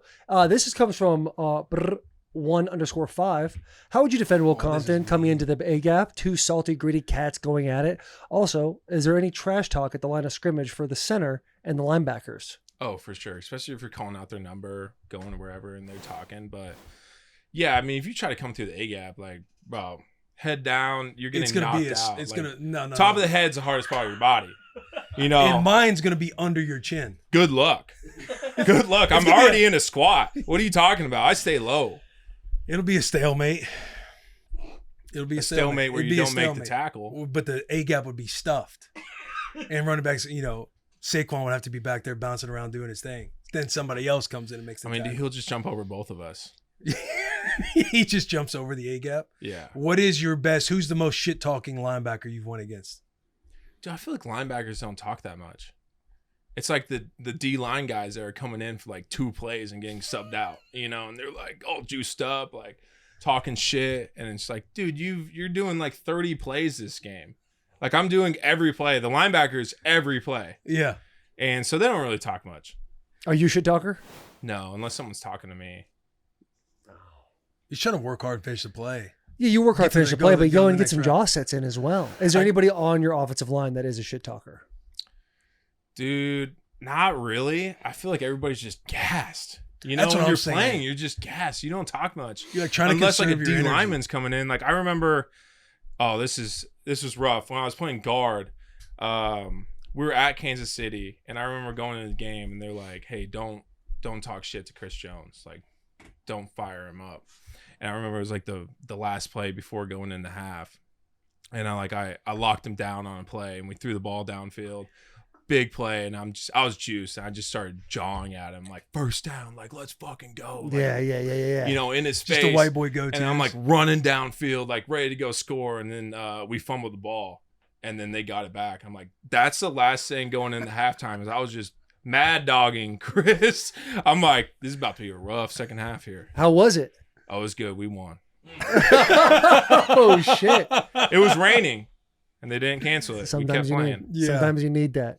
Go Birds 62 says, ask him if he actually noticed any difference after stem cell treatment. Now you were in what was it, Medellin? Yeah, went down this place Bio Accelerator, and it was great, dude. Going down to Medellin and Colombia, like pretty cool. Just mountains everywhere. It was a good time, and I feel like I am noticing difference. It takes a little bit for the stem cells to kick in. Have you guys got any? Yeah. Mm-hmm. How was it? What was the protocol? Was it a 4-day protocol? Yeah, I was down there for about a week. Mhm. But yeah, you're getting IVs, you're doing rehab, treatment, then getting Are they pulling the stem injections. cell out of your body? No, it was somebody else's stem cells. Got you. Yeah. Yeah. What do you do NAD before? Like, was it like a prep period? Yeah, they had that too. And Doing NAD through an IV is like Was that your first? the most fun time. Yeah. It's type 2 fun for sure. Yeah. Yeah. Was that your It's- first time doing NAD, or had you done it? I've done it before a that? few times. Yeah, it's And you're just Death, trying to bro. do as much as you can, as fast as you can, Yeah. and you feel like you're dying. No, yes. And I'm like, I don't think this is good how to quick do. do you get yours done? NAD. So for I people would- listening, First off, how much do you do? Like 750. Okay. Perfect. Okay, so go ahead. Easy. So for people listening, like if you do a drip NAD, a lot of times I would say the average is what it takes like an hour. Yeah, probably. Probably an hour for the drip. It's a slow drip. Some people can speed it up and do it faster. How quickly is your 750 milligram NAD drip going? Oh, and the people that are Lane- listening right now, like, you feel like you have the flu. Your balls, like, you feel like your balls are being vacuum sealed. Like, people throw up. Like, you feel terrible. People slowly like crushing your chest and your yeah, heart. and as soon as the IV, And you literally, if you gotta stop shit the yourself. IV, Everything. as soon as you stop the IV, like 10 seconds later, you feel amazing. But it's just while the IV is dripping, you feel like shit. Yeah. Yeah, me and Lane, we would like let our IV bag get to like below half, and then we would dump everything in, and then we would try to like pressurize it and go as fast as we can and like race. And it was like the worst 4 minutes of my life. 4 minutes. Dear God. It's quick. Yeah. But You'll let it it's- drip. You'll drip half though. So you probably go. what? Yeah, so Okay. it's just like less and it's more concentrated. But Bro. you're just, I mean, it's brutal, but it's fun, man. Like it's just competition, whatever. After you're done, though, how good do you feel? I don't know if it's even like feeling good or just not feeling bad. You know what I'm saying? No, that's a fair Because point. you feel like death, and when you don't feel like death, you're just like, I don't even know if it's good, but you're just like, all right, well, I'm not dying. Yeah. That's a good point. I personally love it. We've told this story a few times, but Roger Saffold. Did anybody else do it like Saf? One guy, but I forget his name right now. Saf would come in, and it'd be like we're all on drips doing the NAD, and he'd come in, and he just takes it to the head. What was it, like 8 minutes? No, dude, he would take a syringe at the end of it. Well, I So was he gonna would say do his he IV buy- bag. Mhm. They would take the IV bag out, and then it'd be like a syringe, like that was like that big with 750 NAD, and they just put it in. So it was like 30 seconds. The time I witnessed where his eyes are just bloodshot, he lays on the floor, and they just squeeze the bag the whole time. It took 8 minutes, and it just looks like he's dying in front of you. Yeah. And like It's 2 minutes crazy, later, man. he gets up. He's like, "All right, I'll see you guys later." You're like, Yeah. Jesus Christ. It's kind of an insane thing to do. Like, Insane thing to do. It Insane. doesn't seem right. Like, why can't we just like take a pill or something? Yeah. Figure something else out. I think you they know? got NAD pills, but people, you want to get it. Yeah, the what's the pill wording? doesn't really feel like it does anything. They have nasal spray for it as well, Mhm. but it just doesn't. It's I mean, not the no, same. no pain, no gain. Yeah. Right. You want to feel like shit, so I don't know, dude. It feels like it's working when you feel like shit. Yeah, it's like it's doing something. Yeah. Right, because it's fucking me up the minute it drips. Versus like a pill or spray, like you don't feel nothing, so it's like, am I actually getting better? Yeah, like or am I I kind just- of need am to I- go through yeah. pain. Am I a fraud or am I really doing something Yeah. to get 1%? I don't want right to be now? a puss. The Yeah. first time you do it though, and you see that drip come down, you're like, this isn't gonna be that bad. And then right when it hits, you're like, yeah, I'm feeling something. Yeah, dude. Yeah, and you don't really know how to even comprehend it. Like you start to get a headache, that chest pain. For me, it was always the nuts. We did Adam Bobo Arate here Mhm. before he had his company. He was like just kind of like doing mercenary work, ripping around. And so I met up with him. He's like, hey, the FDA has done studies up to 1,850 for NAD. So let's just do that. And I would be in the basement of my house, first place that we met, for like 3 hours, just like laying there doing 1850 of NAD while him and my wife played video games and got high. It was the most miserable experience of my life. Hey, I'm seeing 1850. Like, let's just do that. and see what Yeah, like happens. they say it's safe up to this point, so let's just go ahead and do that. I mean, it's so shitty. I just want to get done as fast as I can. I got to get back on NAD. Got to get back on it. We got one here from Jared Beeman. Was Colombia sick? How's the food? Dude, the food was good. Honestly, I felt great. Like going down there, I feel like when you're in America, you just have so much shit in your food. It's so processed. You go down there, like you travel and you're like eating anything and everything, and then you get done with the week, you're like, man, I'm feeling good. And then you go back home and you like have a fast food burger. You're like, fuck. Did you like go like check out any Pablo Escobar stuff while you're there? Yeah, dude, our hotel that we're staying at, like we could see the private airstrip that he put in the middle, and like everybody's like, yeah, he would just sit in the airstrip and just watch his money fly in and his product out, and it's cool seeing that. You know, you watch Narcos and you're like, I'm juiced to go down there. Yeah. No doubt. That's it right there. No. Is Have that you guys it? seen Narcos? Buddy, Badass show. what a show. Mhm. What a show. Yeah. I mean, dude, how about Pablo bringing in 60 mil a day? Yeah, how Unreal. about Pablo? Unreal. Yeah, how about Yeah. Escobar, man? If you think How about, about Epstein? I'm joking. We're joking. on having this a fun time, podcast. we're having a fun time on the show. He did win the lottery what's twice. He going- did win the lottery twice. What's going on with that Epstein stuff right now? The stuff Rumors are he's alive. I think he's alive 100%. Will's been in the weeds a little bit. It's been The kinda weeds nice that to I'm see. in, Yeah. the weeds that I'm in, that you know. Did you know he won the lottery twice? Yeah. That's the rabbit holes I'm in on right now. All the emails, stuff like that. Just crazy. It's just a web, like, you know. You can How get in long a do I- rabbit hole and you learn so much, and then you get out of that rabbit hole and you want to tell everybody. Yeah. Yeah. Are you a big conspiracy theorist guy? Yeah, dude, they're fun. Everyone is, man. They're fun. What's I'm the big here conspiracy for the theory that conspiracy you theories. believe? Too many. Do you think the I world mean, is the flat? alien stuff, like, there's so many conspiracy theories that just aren't conspiracy, and people, like, aliens are here. I think they announced that, right? yeah, it's Yeah, but confirmed. what he's saying is people still look at you and be like, dude, you're fucking drinking the Kool-Aid. Yeah. People still ask the questions, do you believe in aliens? And I think the question is now, like, how crazy is it that we have aliens? Yeah. Like, I think they're here. I think they're in the ocean. that'd be a great spot for them to go. Yeah. We know more about space than we do the ocean. We know nothing, and I think that's on purpose.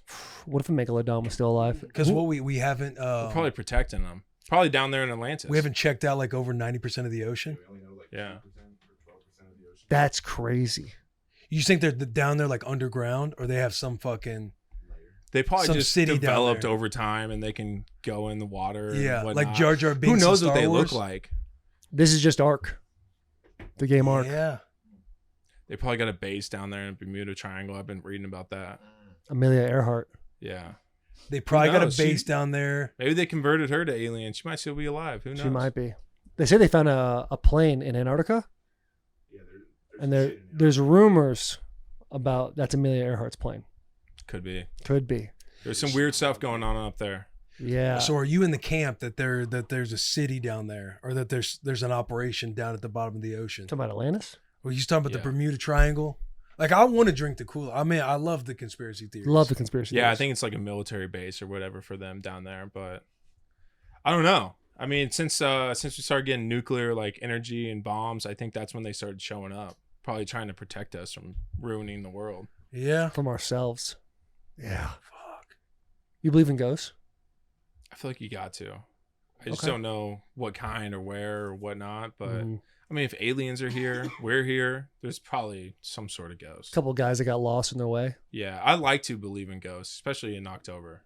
100%. Yeah. What's your take on what's your favorite holiday? I Give me your love top 3 holidays.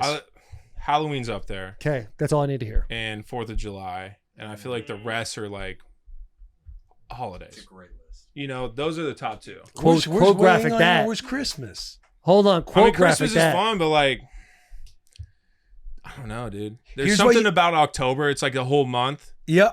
Yeah. I mean, we agree. I Yeah. agree with that. But I'm And just then- saying, We do agree.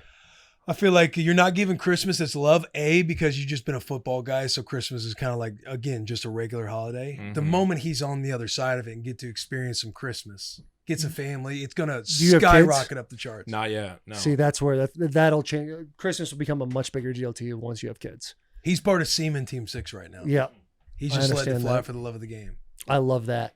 Mhm. Love that. But Halloween, dude, something about even in Nebraska, I'm sure the parties were incredible. People dressing up, doing a whole bunch of stuff, but just that weather starting to break. I don't need to get into the whole spiel, Yeah. but it is just an incredible month. Dude, in Philly, they have this place, Eastern State Penitentiary. It's where Al Capone was at, and it's this super old penitentiary that's been shut down for a long time. But there's some crazy stuff that happened there. And now, like every October, they shut the whole place down from tours, and then they turn it into a huge, like scary house. And there's like 5 different places you can go into, and you're walking through this penitentiary, and it's like the most insane. They have like hundreds of actors come out there, and it's so intense and so fun. I go every year. Sounds Dude, incredible. that sounds. Sounds incredible. Yeah, you have like glow sticks, and you like wear a glow stick, and if you're wearing that, that means you can get touched Have you ever wore the glow stick? every time. Yeah, they like grab you, bring you to a different room, and you don't know what's going on. You're just there to have fun, man. You just enjoy it. Have you heard about well, first off, are there places where you like pay a certain amount of money and if you get through it, you get a McKinney Manor, that's one in Tennessee, but there's one that had like levels. Like there was like 10 stories. I think it was in Texas. And there's only like 2 people that made it through. It was like a firefighter, like a Navy SEAL, some dope shit like that. Get a prize. If you Get a prize or something like that. Cool T-shirt. I survived X, Y, and Z. Yeah. But have a you heard little about photo on McKinney the Manor? wall. Yeah, they bury you alive and bro, and they like stick you with like hallucinogens. Like it's crazy. Apparently, the guy's allegedly under a lot of different like lawsuits right now taking place. But you would like give like I think a 50-pound bag of dog food and $50 or something like that, and they have you for like 5 hours. People talk about like they would wake up or end up in a different state at times. It's just nuts, bro. They should 100% be under investigation. Yeah. It's crazy, dude. You know what we should do? Tell me. Add it to the list. McKinney Manor? No. 100%. Go out to Philly during Spooktober with Cam. Yeah. Our busiest time of year. Hopefully Pitt's, and just hit that haunted hopefully house. Pitt's playing. Haunted prison. Al Capone. You ever heard of Alcatraz? Yeah. Alcatraz I went and ripped so saw hard. it when I was out in San Fran for the Pro Bowl. That place is awesome. Yeah. And then I had to watch there's a movie about it. I'm trying The to remember Rock. what it was called. Not The Rock, but I've Have you seen that. Yeah, Shutter Island. No. It's about why the whole place got shut down. Shawshank Redemption. No. Oh, I think on the tour they told us why it got shut down, right? Longest Yard. Sick movie. Sick movie. Yeah, Gridiron Gang. Have you seen The Rock? though? Yeah. Incredible film. Mhm. Those little green balls. He hasn't seen it, so I don't want to give up too much away. But what? Yeah, a- don't spoil it for me. what? I still got to go see it. Yeah, that alone. Have you seen Entourage? Yeah. You haven't seen Entourage? No, I haven't seen. I've seen the movie. Movie's pretty good, but I feel like the movie's only good if you watch the show. Well, I like the movie, so maybe I know. Then I'll you'll love the the show. You'll love the show. I'll tell them I'm gonna check it out. It's on my list, and I got to do it before old boy comes in. Have to. That's in May. Mm-hmm. Yeah, so I got time. Oh no, old boy. He doesn't. They don't know which old I boy. don't know, old boy. They didn't know that is coming. Did I ruin it? Did I ruin it, dude?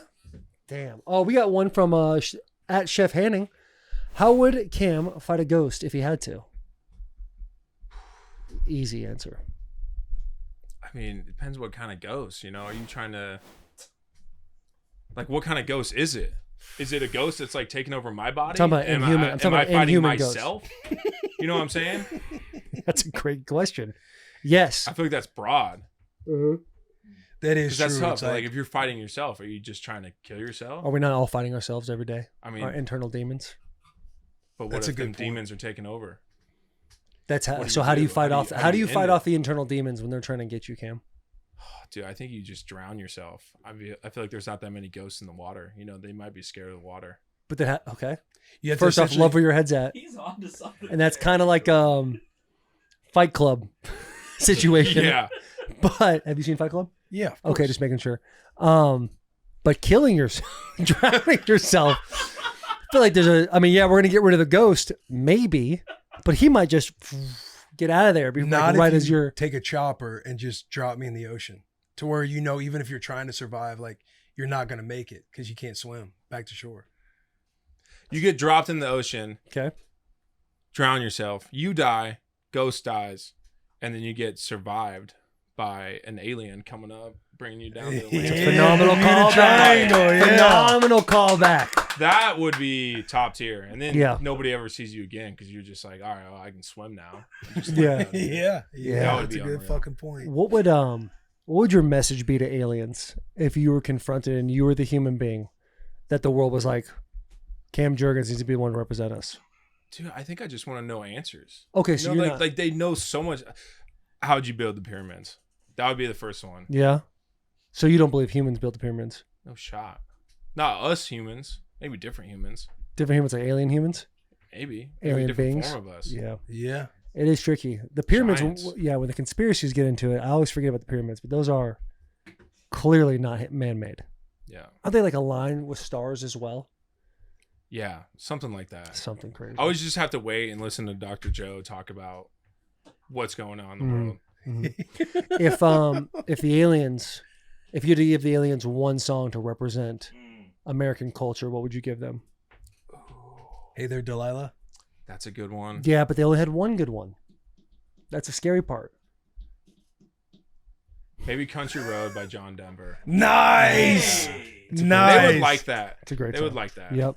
You start kind of nudging them, country road. Yeah. They'll They the start- chorus by the end of the it. third chorus, they're singing along. Yeah, that's a good one. Man, don't you love this pod? Yeah, this is great. Dude, I've been listening for a long time since you guys first started up. Oh, no shit. Yeah, I listened in college. Let's Shout out go, fucking Jurgens, Yeah. baby.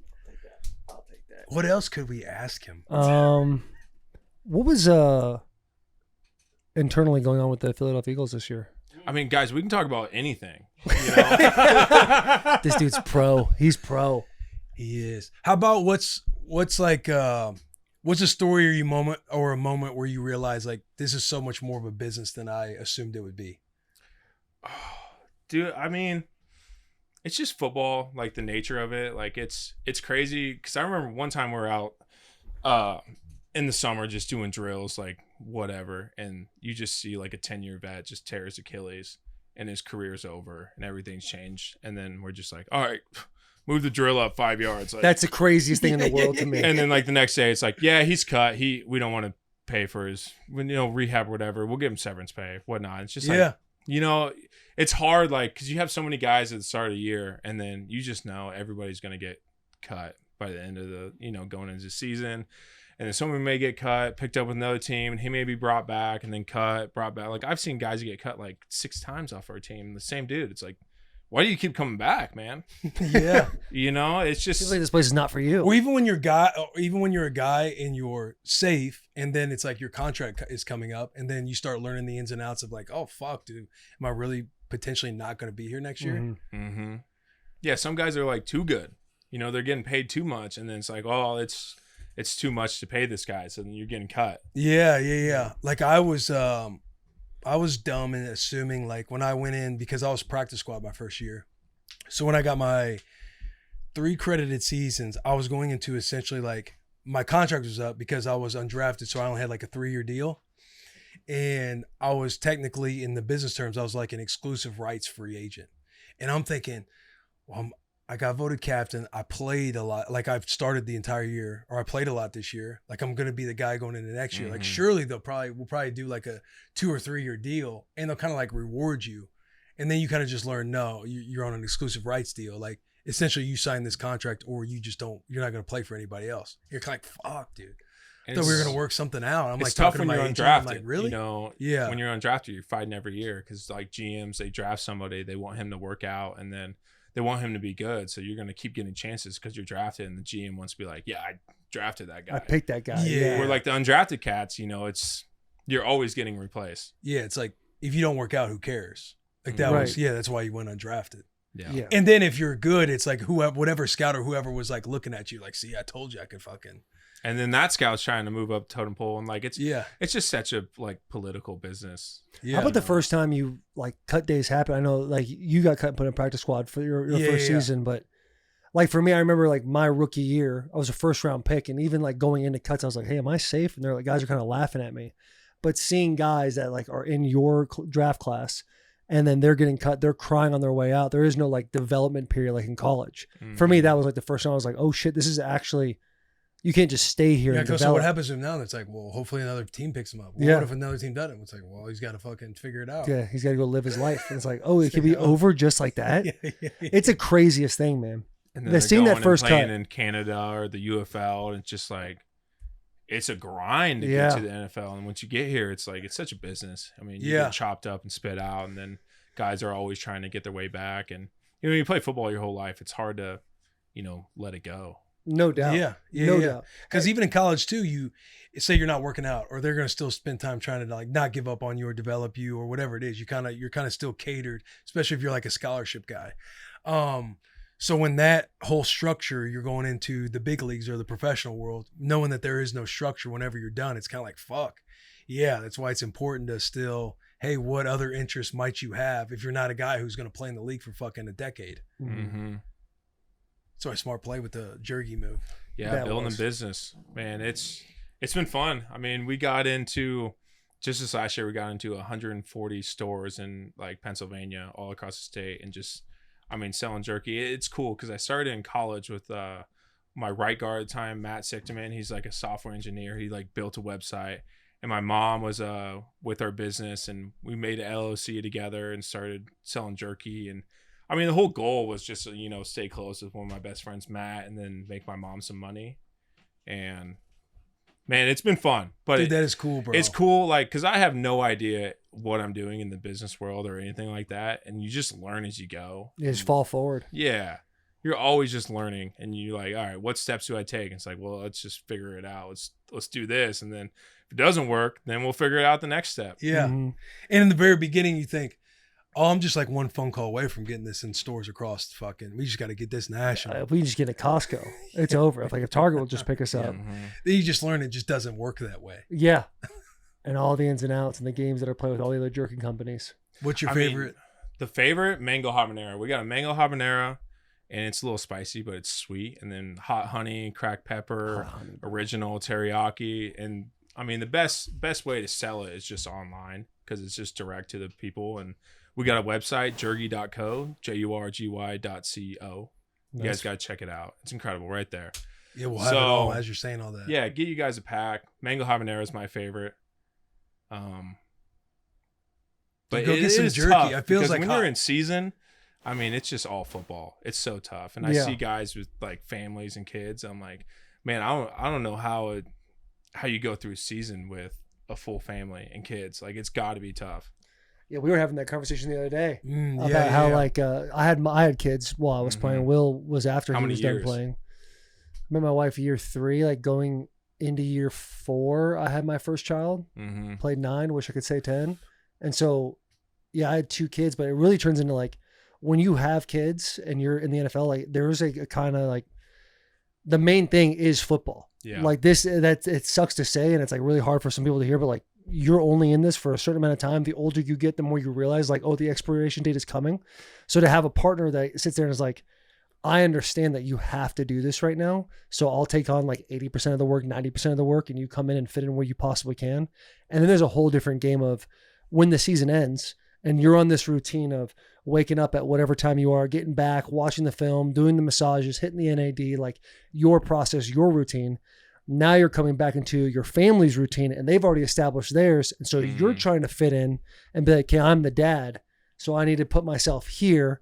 But then there's like, it kind of ruffles a lot of feathers because she's so used to doing that. So like the first couple of weeks for me after every season was very difficult for me to like kind of like put myself back into my family's lives. Cause it really was like, you guys have to take a back seat for this 6-7 months, whatever it is. And routine's just everything, because it's hard to have motivation and energy all the time. But if you just stick to a routine, you're consistent, like that's everything.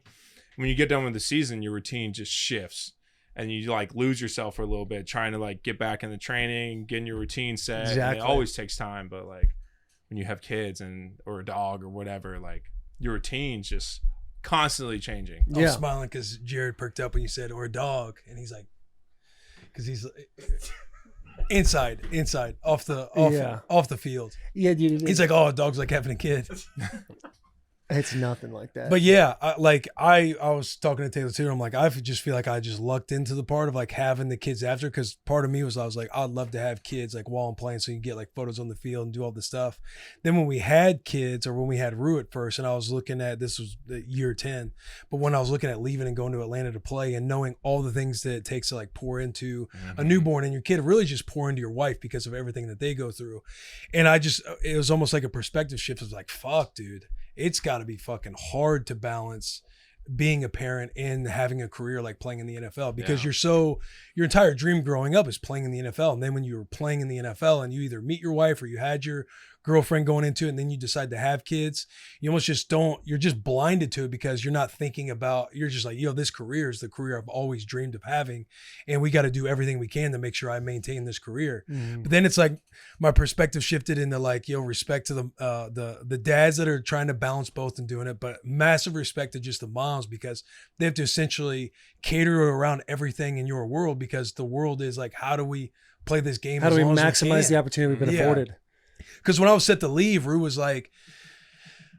born in April. So about 7 months in, and I was about to go to Atlanta. And part of me was like, fuck, I kind of hate that I have to go. Like, I'm just not going to see like my baby and my wife for this extended amount of time, however long that I would have played in Atlanta. Or you guys can come visit me then. And it's like, well, fuck, that's going to take a lot of hoops to go through, because the baby has such a structure that you're kind of married to where when I was leaving, when it didn't work out, part of me was like relieved of like, well, at least I get to be home or be around my kid. Cause I kind of felt bad that I was like, hey, I'm going to still go chase this year 10 or kind of go chase this dream when I know it's pretty much done. Yeah. Like I'm kind of just going to do it for fun now and leaving you guys back. I'm kind of like, I felt like a shitty person.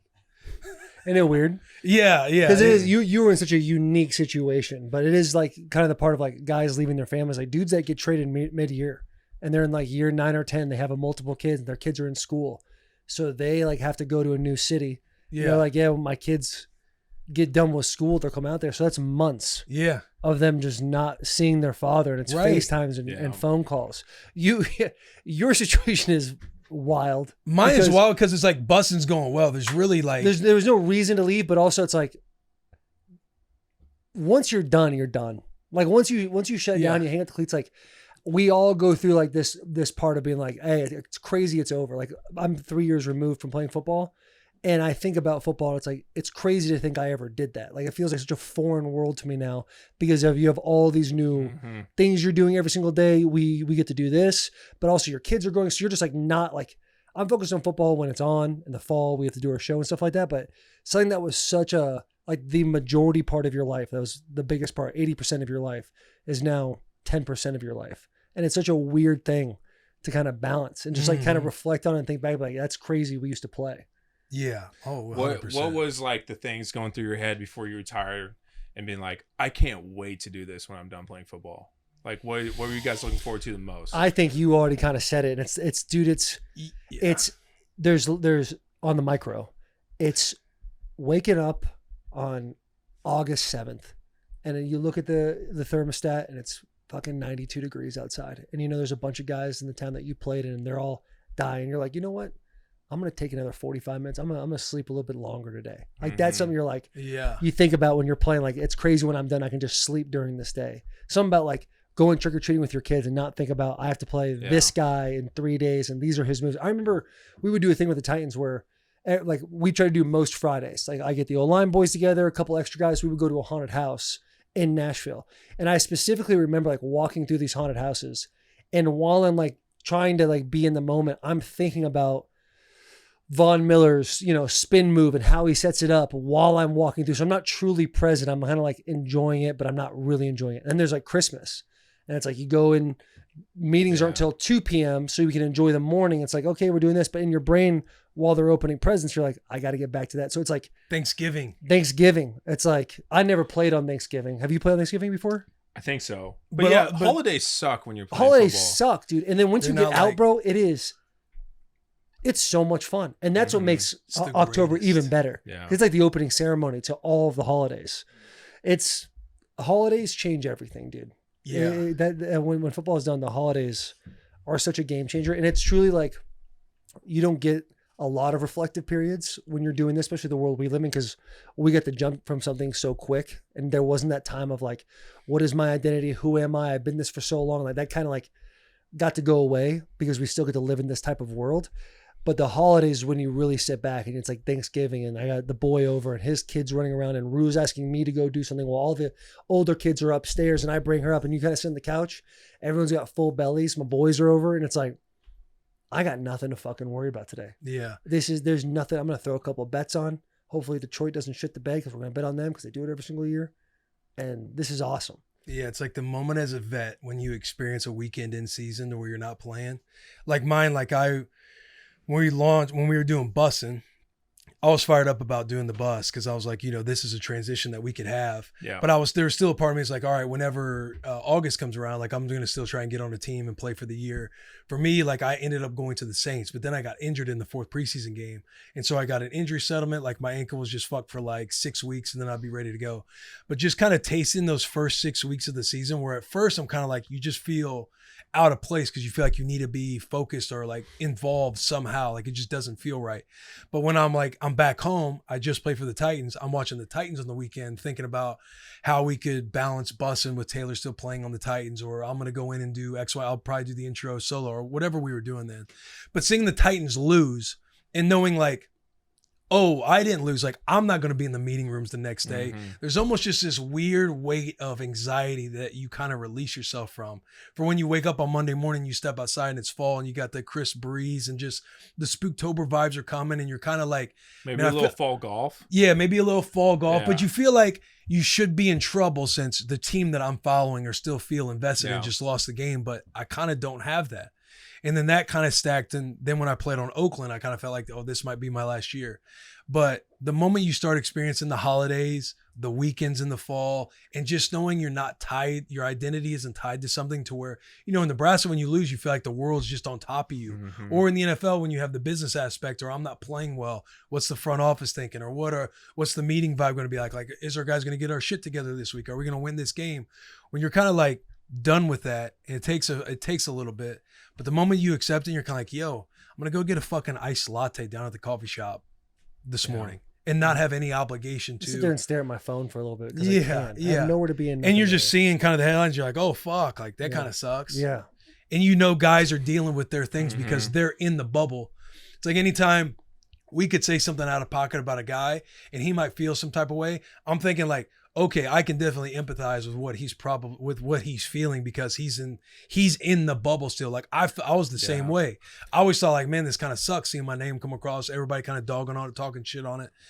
But then when it's over and you're kind of like removed from it, you're like, you feel like you can just breathe. I don't know. You just enjoy everything a lot more. When you're playing, there's just so much anxiety and pressure, and you're just like in a tunnel. Yeah. You know, when you're in the meetings, that's just all you're at, and you don't realize there's like an outside world going on outside you. You just think like, oh, my life is great. Oh, my life is hell. Like, this is where I'm at right now. And then What's up, you guys? We're going to take a quick break from the show to give you guys a quick disclaimer. For the last 15 minutes of the show, the audio is going to sound super funky. I'm very sad to report to you guys that the audio file on the bus got corrupted, and this next 15 minutes is the best I could do to recover and clean it up. Thank you guys so much for watching. Just wanted to give you guys a little bit of a heads up on why the audio sounds weird for the next couple minutes. Feel free to trash me below. Big hugs, tiny kisses. it's just hard keeping up with everybody. Yeah. You know, you just shut the outside world out. It's like, all right, I got a game Sunday. Yeah. Family comes into town. They're trying to talk to you about things that you don't give a fuck about. And you're like, all right, man. Yeah. And you're like, not really there. Or you do have a FOMO element because you're like, man, I love that my family's coming out for this game and they're doing all these things. Like, it would be fun to partake in that, but also I got to focus on this other thing. So please don't bother me too much. And then you wake up Saturday morning in the team hotel and you have a game at 3:30 night game. And like just slowly that anxiety starts creeping in your body to where you get to breakfast and you're like, yo, I can't really eat. I don't want to come off like I'm nervous right now because I want everyone else to feel good because I have to play. Everyone wants to feel good. So I'm going to like kind of just hold this internally in me. Then you get on the bus and this might be the same for you. I feel like it's different for guys that have stats because you think about balling, like how many tackles am I going to get? How many catches am I going to get for whatever? How many yards am I going to run for? For us, it's like, at least for me, I'll speak for myself. It's like, I just pray to God, I don't fuck this up for the rest of the guys today. And I can be a part where it's like, yeah, I did my job to help the rest of the team win. But what if I get exposed? So you have this like imposter syndrome thing going on, and you're like literally driving into your home game. You're driving into the S slot, whatever it is, and you're just thinking to yourself, like the anxiety is so high. And you walk in, fans are fired up. You try to like get them all hyped up, and in your mind you're like, this is truly my judgment day right now. National anthem hits, and you're just like, I need to just hurry up and get on the field before I throw up. Yeah. All that is gone. And like game days, when we're playing at home, my house just turns into a hotel. Who's ever in town, my parents are always out there. And then like there's just so juiced for the game, so much energy, and I'm just like nervous for the game. You know, anxiety's hidden. And you're just trying to like prepare. And then your parents are just like excited about the tailgate, doing this, doing that. Slamming some beers. Oh my gosh, this year. It was a night game, and like I was getting ready to head out the door, and my dad's like, "Hey, you want to drop me off at the tailgate on the way in?" I'm like, "No, I'm not dropping you off at the fucking tailgate on the way into the game." Crazy question. I'm sitting here thinking I'm about to go to war. Like I feel like I'm hopping in the chopper, driving down to like Baghdad, gonna like go to war with the bad guys, and then your dad's like, "Hey, you want to drop me off at the tailgate?" I'm like, No, I'm hopping in the chopper. Absolutely. What the fuck are you talking about? It is so true, man. And then again, you like people will like throw opinion, like you go through all of that mentally, and then somebody on the outside will like comment your name about something or like talk shit and just hit you because you're so in the fucking box. You can't see it. It's like, okay, what the fuck do you do? Like you probably sit wherever you do with your job, like, and we compare it to us where it's like, yo, what other jobs out there are just not performance based literally every day to where you go in and out of practice, in and out of games, so where now you go into Big Boss Man and you're literally getting commented in front of everybody about your technique, your ability, everything, just every day. And then the moments that's gone and then you come to like accept it, it's very freeing.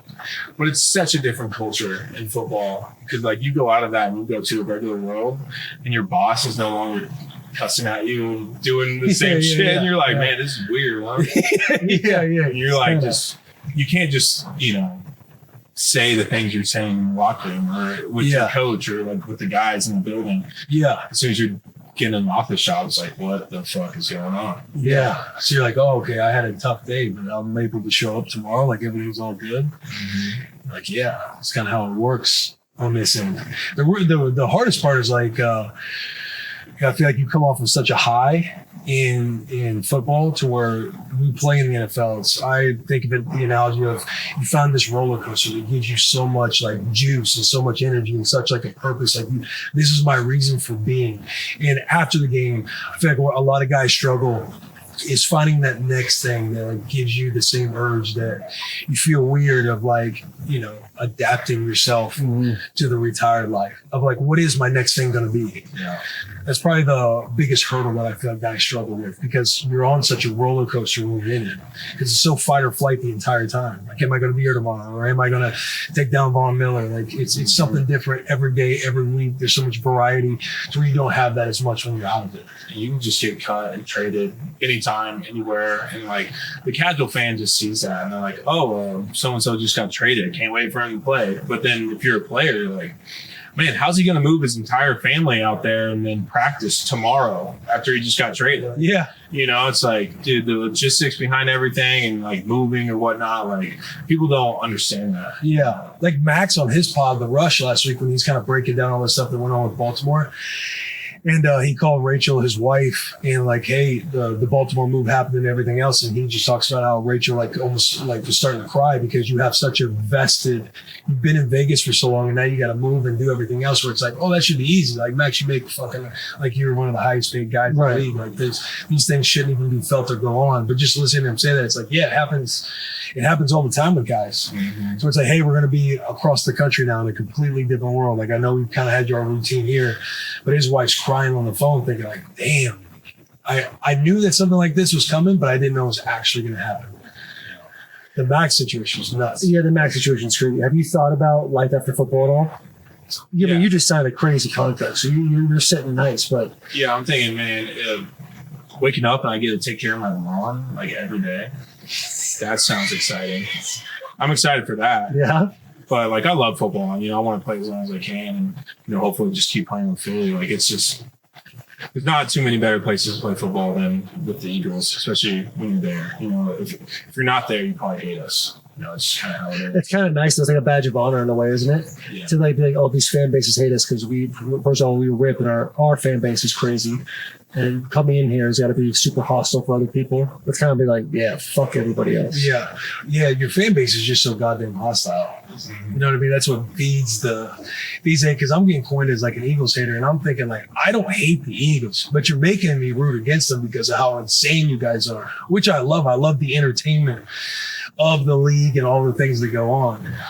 But it's more like, I'm just saying, they're probably going to drop. Just letting you guys know. And you guys dropped. Yeah. I see your hands go up. I'm like, but beat Huskers in Iowa. Thursday game. How long do you want to play? Like if you had a crystal ball. He's a wheels fall off type of guy. I mean, because like you got drafted second round. You're a good fucking player. Like again, already a 2-time Pro Bowler. Like, do you think about like, be sick to get 10, be sick to get 15? I mean, it'd just be nice to get to like a few contracts. Yeah. But I don't know. We'll figure it out year by year, and hopefully everything's settled by then. But I don't know. Right now, I'm playing and I'm going to play as long as I can. Yeah. Because it's such a short window. And so it's so different than every other job. Yeah. When you're done playing, you have the ability to, not have to work again. You get aside of the work, and, it's wild. And right now, it's just like, all right, I'm a football player, and that's what I'm doing. I'll figure out the next thing. Yeah. Business entrepreneur, got a jerky business, trying to grow that. And, that's a pretty cool thing to fall back on when I'm done playing. Yeah, when I was talking to Levante when he had just gotten drafted, he's like, man, he's 10. This dude's still staying at what, U15? Yeah. Right now, which is nuts. 10's the golden number. It's the golden number. Nicholas. You're familiar with Bud Light, aren't you? Mm-hmm. So people would do anything for an ice cold Bud Light. What's something Cam Jurgens would do anything for? Can't say that. Let's think about that. It's a good question. Thanks, man. I'm thinking of Person I thought of it. I mean, that's Sonic breakfast burrito. Yeah. Like if you're hungover, that's what I'm going for. Yeah. Sometimes I gotta do anything for a Sonic nearby. I love that. That's where my mind went, but it's probably a lot better options. No, probably not, dude. Probably a lot better options. Are there good Sonics in the Philly area, or is it kind of like I gotta get out of here? No, there's not. Really? Yeah, there's a good Sonic down here though. How you like living in Nashville? Love it, dude. It's such a good area. Yeah, there's it's just so much to organization. do, and it's nice being here. There's so much land, and you kind of get a little bit of everything here. Big city, but I don't know.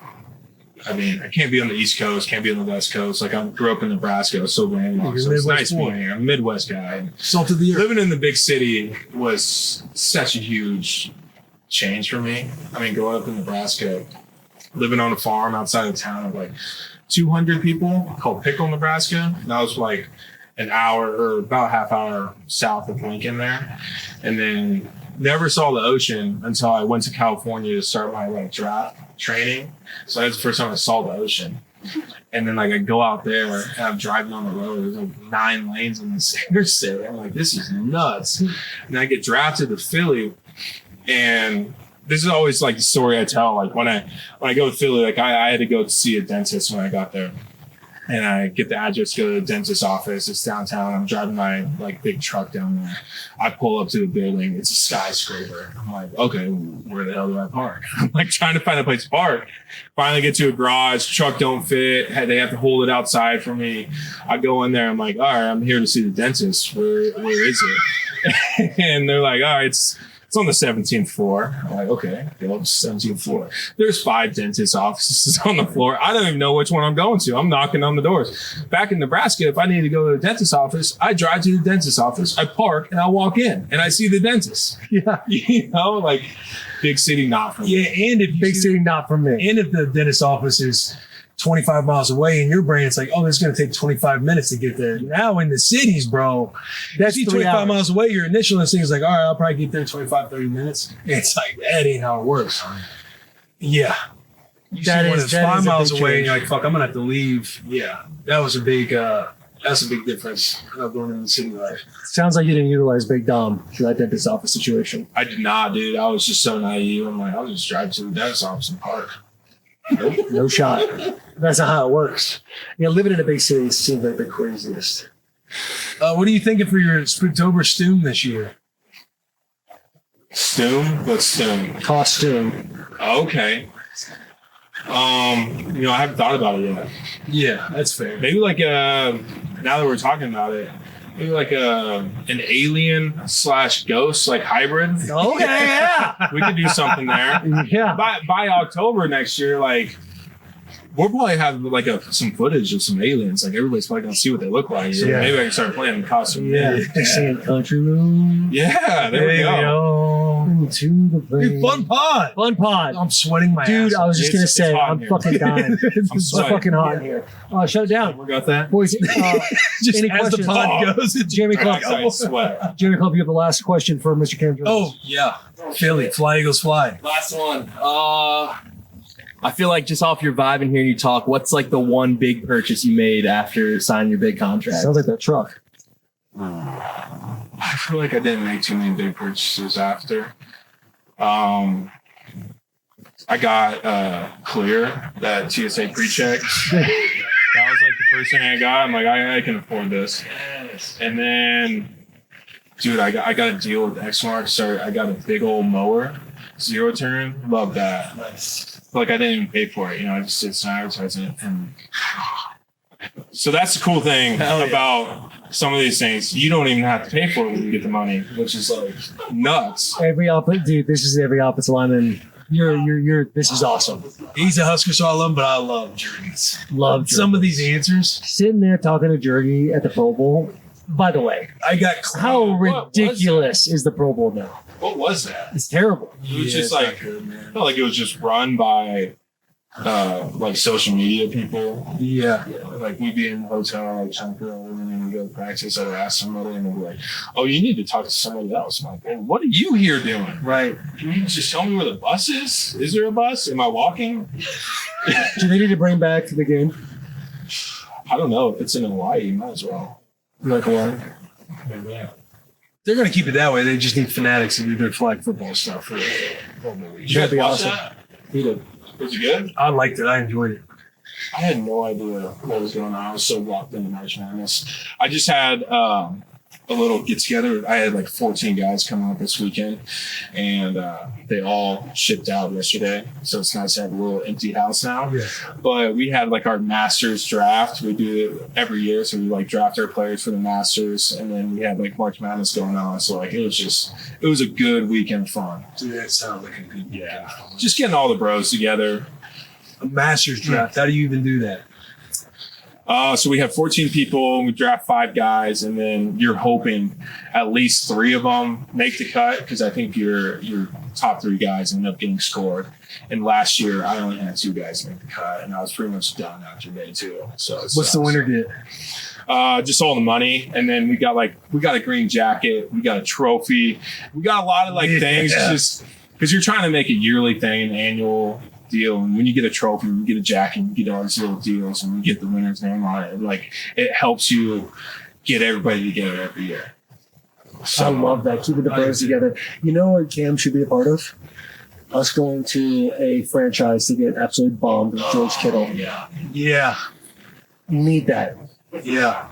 George last week was like, just on a Tuesday coming up, we just need to go to like a local Applebee's, Chili's, a chain restaurant, just get hammered on a Tuesday afternoon. So that was the thing doing college. Applebee's, it was cheaper than like pre-gaming at your house. Yeah. So would you want to do that with us? Yeah, I'm down. Okay. Hell yeah. What a way to end the pod. That's it. Village Inn, do they serve alcohol? Dude, fucking Village Inn. Please subscribe. Big hugs, 10 kisses.